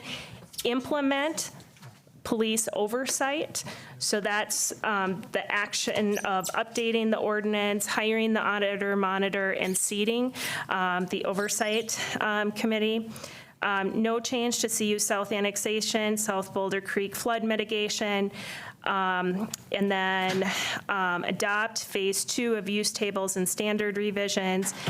And then under Vision 0, there's a lot of actions that staff are taking under Vision 0, but as we looked at council-specific actions, it was the residential speed limit review, what's commonly also referred to as 20 is plenty. So that coming to council. So this was staff's attempts to create action around the council priorities based on CAC's request today. Rachel. So it looks like all of them have a verb except for CU South annexation and South Boulder Creek flood mitigation, which is problematic for me because it doesn't give us a direction and an action to take. So just to help out, I think that Joe is expecting us, breaking those up between annexation and flood mitigation, I think Joe's expecting a decision from council in May. What's the name of that decision? Does anybody know?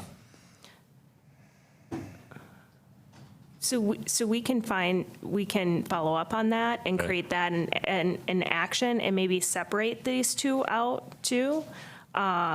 They've just always been lumped together, but create those as specific actions. And I think it might be picking a concept or promoting something to design could be the second part, and then annexation at least giving us a, what are we doing in 2020 with regard to like, what's our 2020 finish line? A verb. So, Mary, go ahead. Well, isn't there, in August, a design, completion design? There's a milestone that happens in August, if I recall correctly. For CU South? Yeah. There might have been. I know what we're going to hear next week is a report of the consultants, and then a request by the staff for us to have community engagements for the next 2 to 3 months through our various boards and commissions, and then I think I'll use the word adoption of a plan in May, and that comes back to us. Whether that actually happens in May or not, I don't know, but I think that's an action that Joe expects or needs out of us to move forward. So for South Boulder Creek, if we say adopt South Boulder Creek flood mitigation plan? We'll just ask Joe. Okay. No. So, go ahead, Aaron. Well, I guess I have a little bit of trouble with the premise here.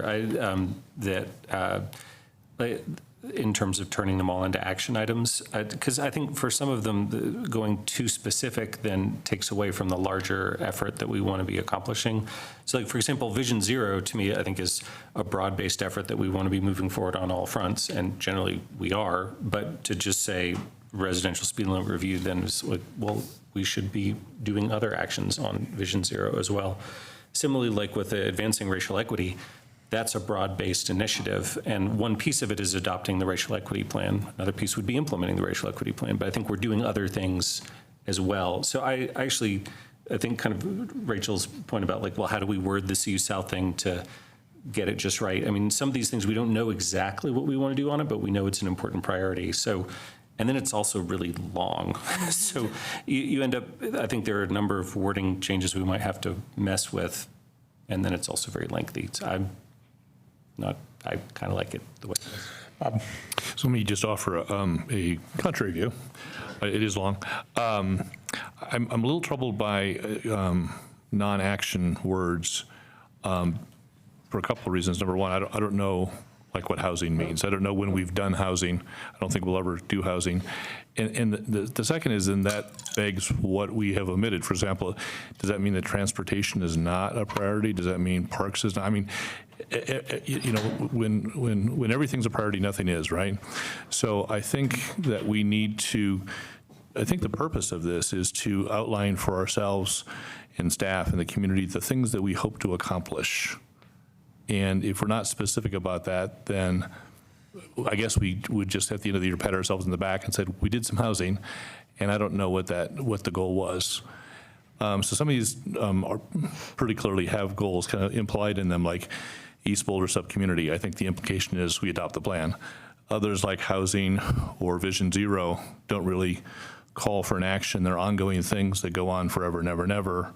And then they would beg the question, why don't we have lots of other things that go on and on forever? So whether these are the right words or not, I don't know, but I would suggest that we have a checklist that we can work off of. By the way, we should put fire master plan on the list so that we can cross it off. Check it off, right?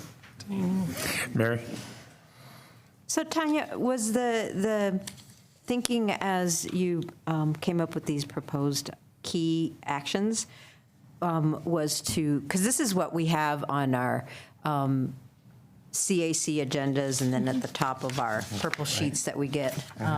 So was the idea to leave the major priorities and then add key council actions? Was that, and I guess maybe more to Bob and Sam, or was that the thinking, to eliminate the major priorities and replace them with the key council actions? So this is a Bob idea, and I think the way I heard it this morning was that we wanted to be active as opposed to passive. So as opposed to homelessness, right? What does that mean? What's the activity around homelessness? Okay, so as That's the way I heard it. what I'm hearing is that people want to keep it high level, as well as having some specific actions, so that at the end of this council term, we say, hey, we did all of these things, but we kept our eye on the bigger ball up here, and all of that, there's still more work to do within all of these. And is that kind of, would that be an open? Yeah, I'm not fussed if we do both. My suggestion is just somewhere, we should be mindful of our list of, I don't know, 13 or 14 items that we kind of are committing to ourselves and to the community that we're going to try to tackle over the next 12 or 18 months. No, and I think being able to check stuff off, because you're not going to check off housing and homelessness. Right. So, so I think that having a list of things that we can check off is a good, achievable metric that we can, to keep in keeping with the fire master plan. But and then on the CU South, to Rachel's point about having some sort of action, in 2021, according to the timeline on the website, the final design should be complete. So we could say complete final design, just a proposal. So help me, Tanya, if you don't mind. So there's a 30% design completion, right? That's like the next thing we're supposed to get to, which is when we can then apply to the federal agencies, right? And so it seems like if we're trying to check off things, on our pathway to success in CU South, the next action item would be the 30% design completion, because that's what allows us to apply to the Army Corps of Engineers. Is that right? Yes. Okay. I believe that's right. So, I mean, just as far as keeping on track, it seems to me like the 30% design completion would be the next gating item to progress on CU South. Does that sound right? Or you could say the same thing and phrase it a little differently and say, begin permitting processes. Sure. So if I could, that sounds great. But just, maybe if we have both, then I think they serve complementary purposes, right? So, and maybe the first area, I mean, we could still call it major priorities, or we could call it focus areas, because it doesn't, like homelessness isn't an action, but it is a focus area, right? And then, so if these were focus areas, we don't need active language. But then having key council actions, I like that point, Bob, about, well, what are some milestones along the way that we want to accomplish? So, for example, the residential speed limit review, I'm excited about. That's one of our key council actions, as long as we still have a focus area of Vision Zero. What do people think? Yeah. Well, one of the things that's missing here for me is micromobility definition. So one of the things that I'm concerned with is where do skateboards go, where do scooters go, kind of that whole cluster of micromobility. And we have clear rules for bikes, I think, but we don't have clear rules for other, one wheels. But I think if we got those, then we could talk about doing a pilot program. So until we have rules that govern micromobility modes, then I don't think we have any handle that we could do any kind of pilot program, because these things aren't allowed anywhere yet. So this is just along the Vision Zero thing. I think there's another big important thing for me, which is where do micromobility modes, where are they allowed? And so if we're going to call out these actions, I would like to add that one. And then, so then if we're going to call the top category focus, which I'm fine with, Aaron, that's a good suggestion. The one that kind of jumps out at me that seems to be missing, because I know it is going to be a focus area this year, we've already started to talk about it, is transportation, right? I think we're going to spend a lot of time on transportation, and particularly funding around it. And so I don't know if transportation becomes one more thing on the top, and then adding the item that Sam just mentioned, or maybe transportation is in lieu of Vision Zero, since we're going to have some action items down below. So I don't have a strong feeling on that one. It does seem to me that saying that we're going to focus on housing but not focus on transportation seems like an intentional decision by council and a signal to the community that transportation is kind of secondary this year, which I don't actually think it is. Adam, Rachel? Whoever wants to go first. Let's do it for her. Okay. Thanks, Adam.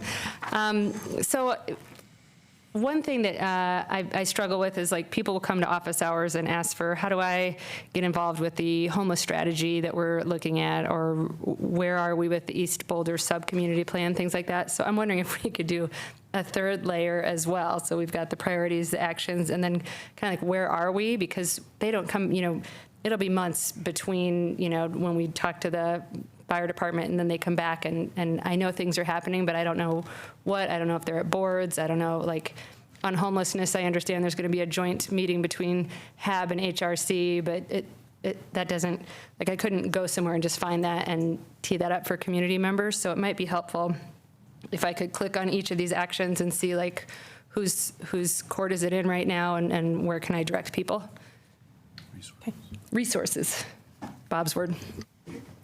I agree with the point about transportation, and maybe it could be transportation/Vision Zero. So as long as we're diving down into each of these, evaluate complementary approaches to the homeless strategy, that's just too much. So I don't know how we can make that more concise, but, we want to work on the homeless strategy, but I'm not sure we need to call out everything that we're hoping to do there. So what if we just call it evaluate complementary approaches to the homelessness strategy? Yeah, the way we used to do this on HAB is say, we know what that means now. So if anyone asks in the future, it means that plus all those things we listed. And it's on tape. It's on tape. Yep.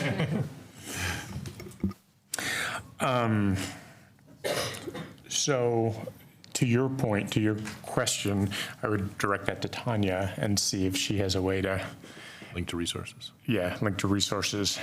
We'll work on that because given this conversation tonight, we'll be doing some updates on the Council Action Guide. The Council Action Guide has historically been, I'll call it a static document, and there has been I'll say frustration expressed that it hasn't always linked directly to project pages where you can get some of the resources that you were asking for, Rachel. So we'll work on it, and we can follow up and share that information with council what the next steps could be. Thanks. Okay, so do we want to ratify this? Is this, are we happy with where it is? One quick thing I forgot is, since I think we might be the only ones that have this, I want to read that line out loud just so we know what it said. Evaluate complementary approaches to the homeless strategy that further housing, diversion, and supportive services. For the record. For the record. So I'm going to add micromobility here. Anything else others want? Talked about, I think Aaron's suggestion about maybe Vision Zero, transportation/Vision Zero, something like that. Yep. Can I maybe repeat a full summary of what I believe I've heard? Okay. Okay.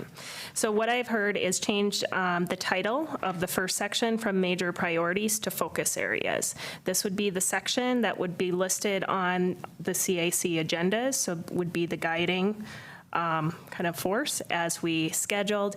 Vision Zero would be Vision Zero/transportation to accommodate both. Maybe transportation/Vision Zero, because the bigger thing followed by the. Then under the key council actions summary, we will be striking, but not losing the meaning.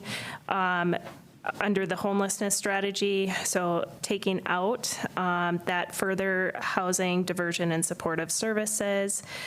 We will create the verbs around CU South annexation and South Boulder Creek flood mitigation that reflect where we're at with the projects, looking at 30% completion, et cetera. Some of the action words around those two projects. And separating I thought them. Mary had a really good suggestion with that, which was begin state and federal permitting. Okay. And then we will add micromobility. And then we'll look at how we can provide better resources, contacts, project updates for all the council action items. Yeah, on that last point, Tanya, in a perfect world, wherever this resides, I don't know where it's going to sit, and for us to refer back to, these would all be clickable actions, right? They'd all be clickable, and we would just click on it and take us right to the, in our magic world, in our wonderful world, our visionary world, these will all be clickable to a project web page, right? Ideal, yeah. And for a lot of these, actually, we already do have pages. Correct. Right. Where would this reside then? Where do you see this being published or being able to be referred to?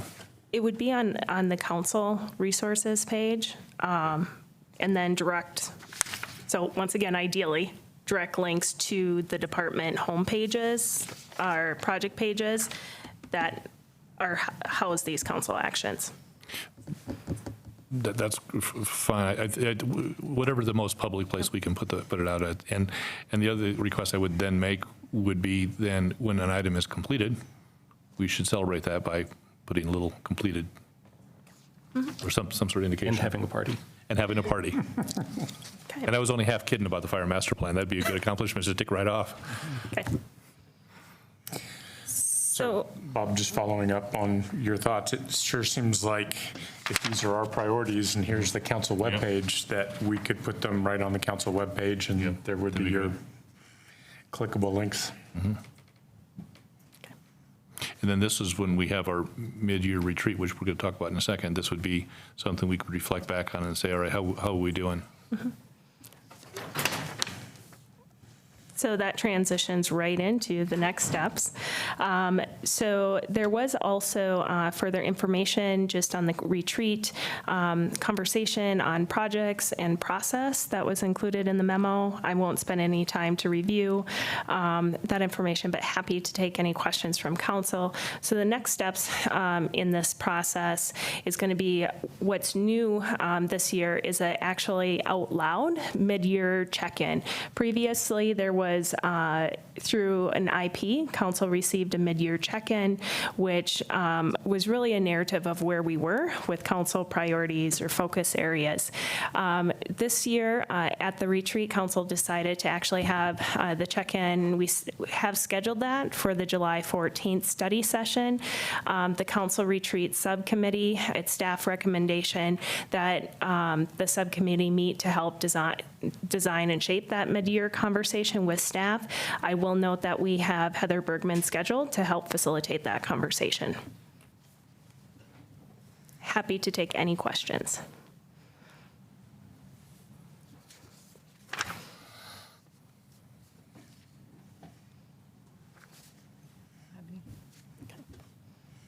That was easy. Love that picture. Great picture. Yeah.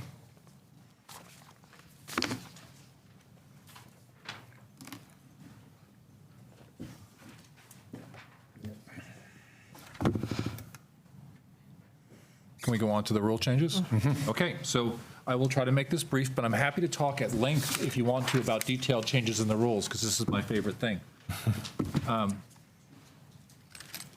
So at the retreat, these are the list of the things that I took down as council wanting us to change in the rules.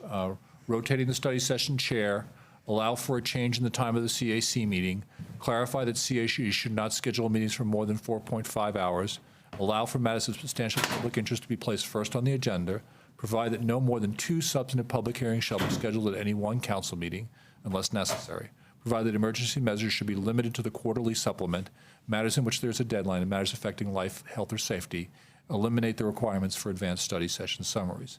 As I went through the rules, I found typos, old bits of things that should be gone, and I detailed those in gory detail in the memo, but I have them all here, but I don't intend to go over them in any detail here. If you have any questions, I'm happy to answer them. Some of them were recommended by the clerk's office, some were just obvious, like a piece I missed when we changed the way of nominating the mayor that I should have taken out 2 years ago. So these are the substantive changes. The working agreements, the staff proposed there was a provision in there that allowed the mayor to adjust the speaker's time. The speaking time is detailed pretty carefully in the rules, so I thought having that in the working agreement made no sense, and no mayor that I know has ever adjusted a speaking time for a speaker, and if doing it for an individual speaker would probably violate the First Amendment.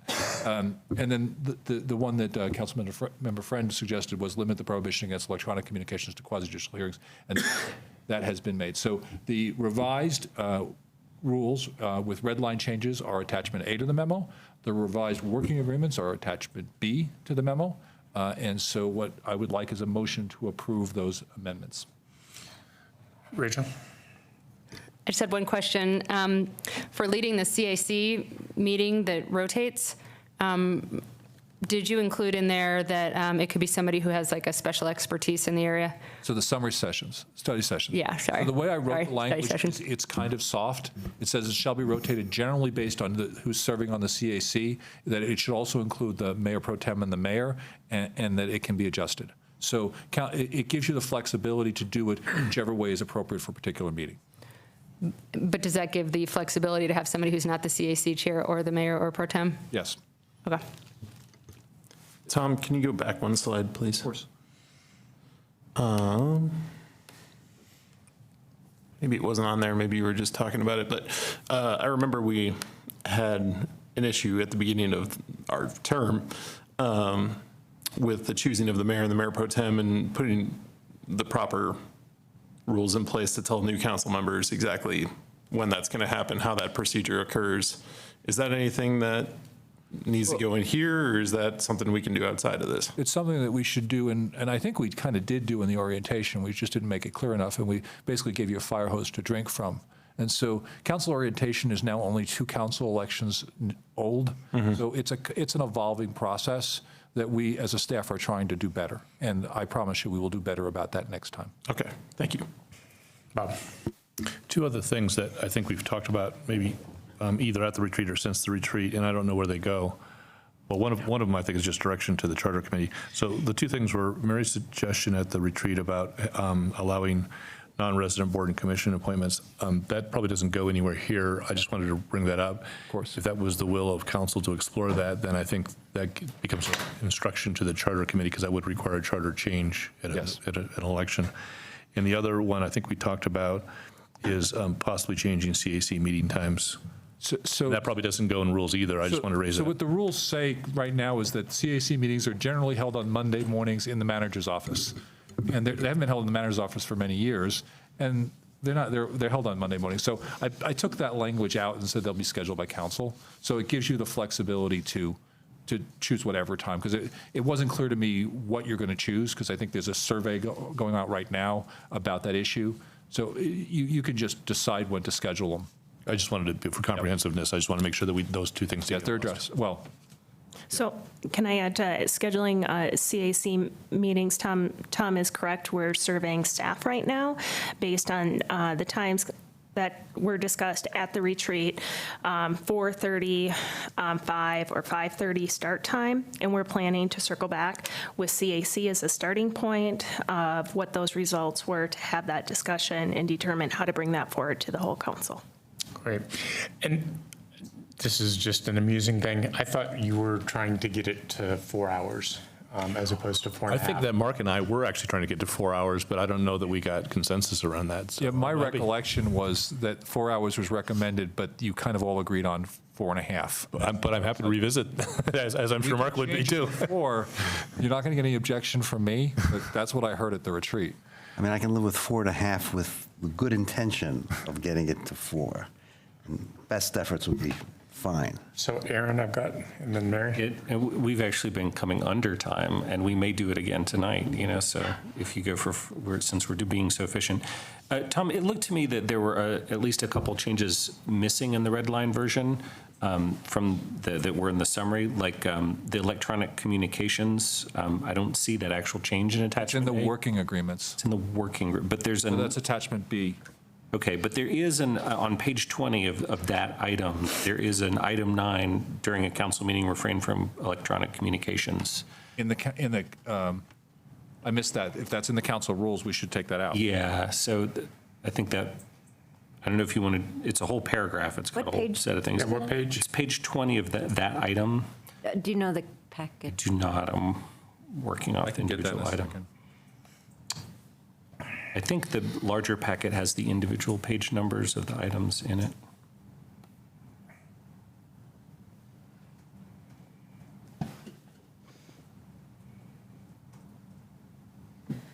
Yeah.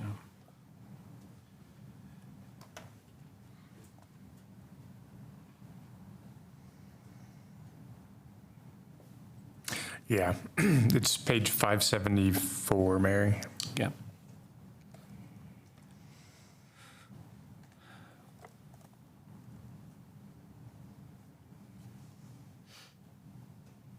And then similarly, there's a bit about signs in council chambers Yeah, that hasn't been changed. I thought I read that in the packet, that a bit about the size of the signs, not just as they relate to council chambers, but just in case we move meetings to other places. yeah, this does not appear to be the red line version. Ah, well, there you go.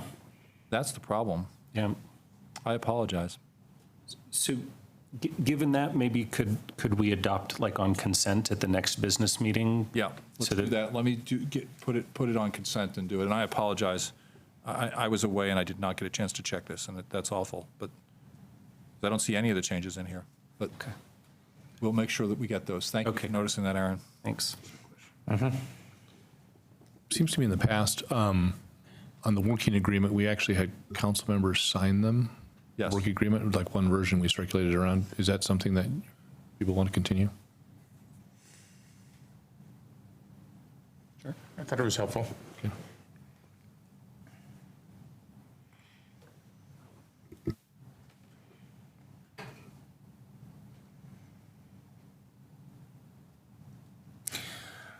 Okay, so it seems like we're done with 6A and 7B. And Tom, you're going to bring this back on consent? Yeah, I'm trying to figure out what happened. There's some of the changes are in here.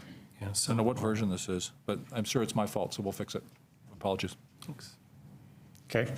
Do we want to move on to 7A? Okay. And that- Matters from the city attorney is a nod of 5 for the staff to develop an ordinance addressing the licensing and regulation of hemp. Okay. So as you'll recall, it's a fairly detailed memo. Basically, the difference between both hemp and marijuana are forms of cannabis. Marijuana has THC and hemp does not. With the growth of the interest in CBD oil, which is contained in both products, can be extracted from both products, a lot of people are producing hemp. In fact, as you'll see in the memo, there are more hemp producers now in Boulder than marijuana producers. Hemp has the same issues for the community that marijuana does. In terms of safety, it has the same odor complaints. It has the same risk of fire. The extraction methods that are used to extract the oil involve butane and other chemicals. We've had several explosions. The fire department is particularly concerned about finding some way to regulate hemp. So I've listed there's also the security issue. One of the challenges we've always had with marijuana that we now have with hemp is dumpster diving and break-ins, because people believe that it can be used, discarded can be used. So we have pretty strict rules about how you discard waste. Yes, very disappointed people. How you discard marijuana when it's not being processed. We don't have any such rules for hemp. There's also a question of equity. To operate a marijuana business, it takes a bunch of money and you have to comply with some pretty strict rules. You don't have to do that with respect to hemp, and they're now all competing against each other for the CBD oil business. So in terms of fairness, the staff would like a nod of 5 for us to go ahead and explore basically duplicating our marijuana licensing and regulatory system in the hemp area. And we'd also like you to your comments on whether or not hemp should be a part of the new marijuana advisory board, and even change the name to the cannabis advisory board to make it clear that we're including both hemp and marijuana in those. And the ordinance that you passed on first reading today gave both options so that you can choose either second reading. And it would be staff's recommendation that hemp is included as part of the Marijuana Advisory Board. My own personal belief is that for those of you who were around in the early days of marijuana regulation, it was very tough on council and staff to have the industry coming in every few weeks with changes, and having a group of citizens presenting a balanced approach to regulation has been incredibly helpful for all of us, and particularly council, but staff as well. So I would recommend that. That's where we are. We're only asking for a nod of 5 to go ahead and develop the ordinance. We originally put this on for a study session. The CAC did not believe that it was, that you had time to considering some of the sub-study sessions you've had to deal with in recent times, and we did not want to delay this any further. So I was asked to just bring it forward as a nod of 5 for just direction on whether or not we should go forward with regulating in these areas. Tom, I don't remember if this was in the memo, so apologies if it was, but it's not on this list. Would one of the things that we would evaluate also would be the possibility of having contributions to the EOF, the Energy Offset Fund, the way we do for marijuana now? I don't believe that was in the memo, but certainly we can do that, and we probably should. I think that would be considering just duplicating what we have in the marijuana regulations, but I can certainly make sure that that's included. Yeah, just for me, we'll see what the other people say. I would add that to your laundry list of things to do, because I think these businesses are similarly energy consumptive the way marijuana grow operations are. Mary? So Tom, would there be any issue with changing the name of the advisory board to cannabis when 22 people applied to the marijuana advisory board? Well, I suppose we could ask them. I don't know. Because it seems to me like they applied for something and now it's kind of changing. Yeah, we're giving them more work. Although my hope is that they can help address the challenges between the various businesses in a way that would be productive. So I guess a suggestion could be that we just let all these applicants know that the name is going to be changing and we're going to be adding hemp to it. Just so that give them a heads up. You might also want to consider whether or not you want to try to recruit people from the hemp industry as well.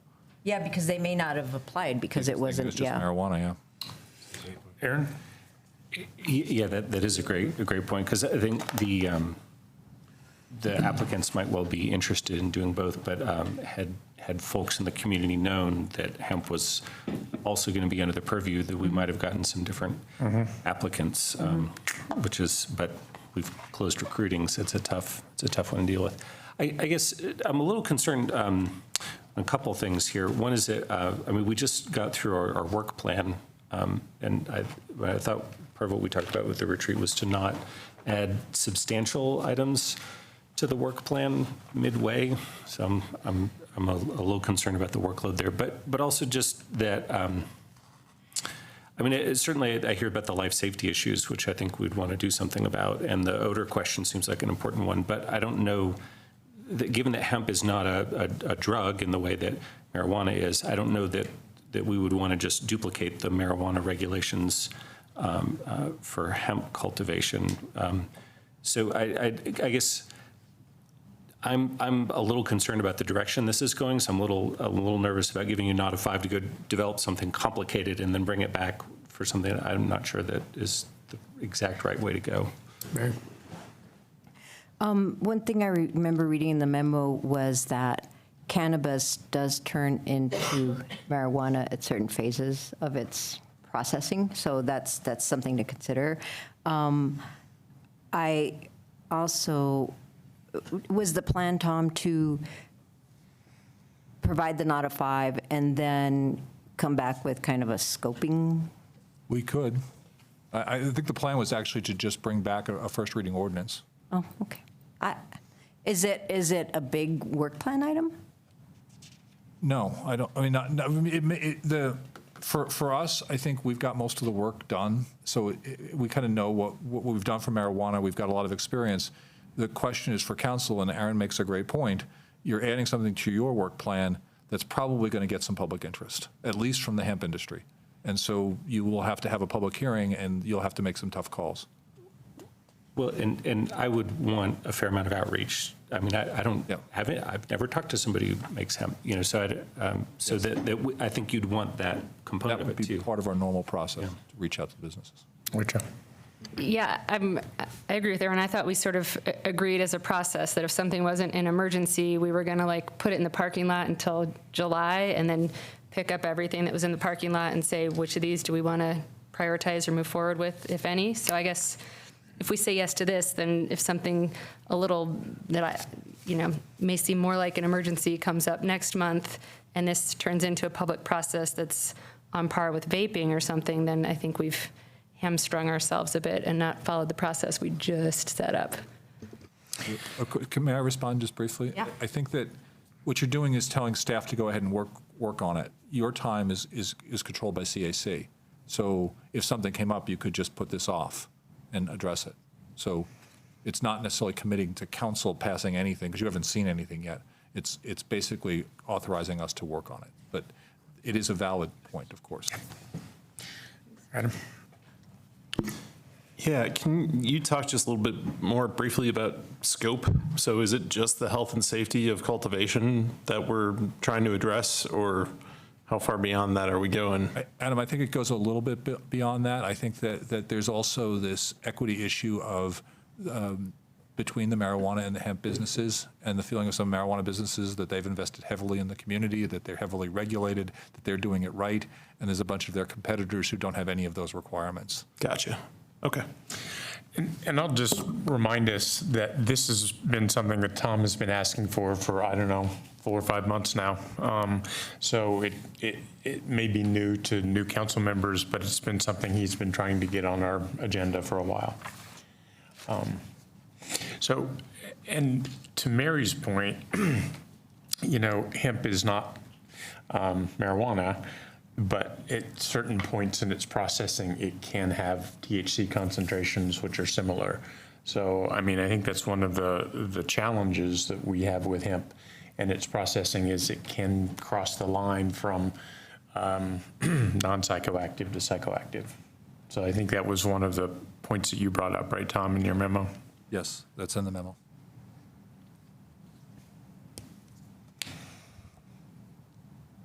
So I'm personally fine with authorizing staff to go work on this, just because staff has requested that of us.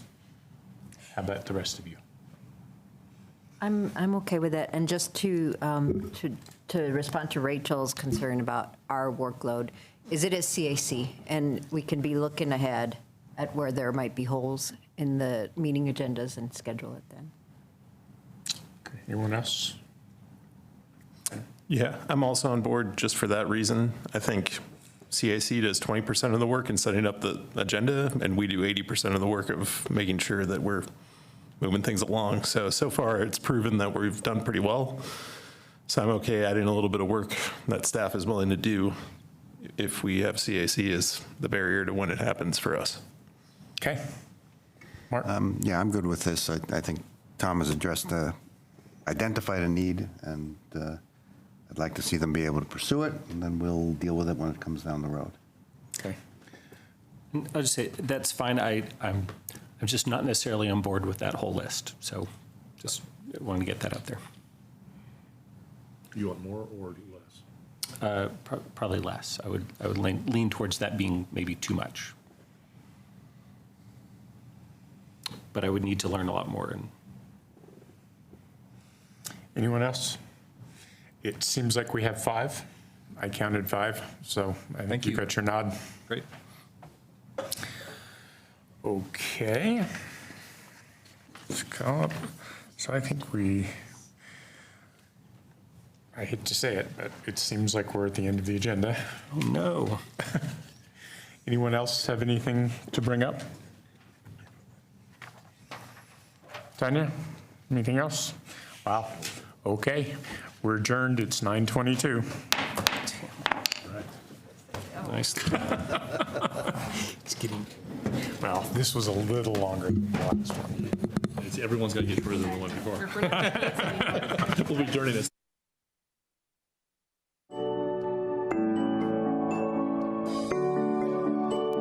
Live from Paris offre Force 24.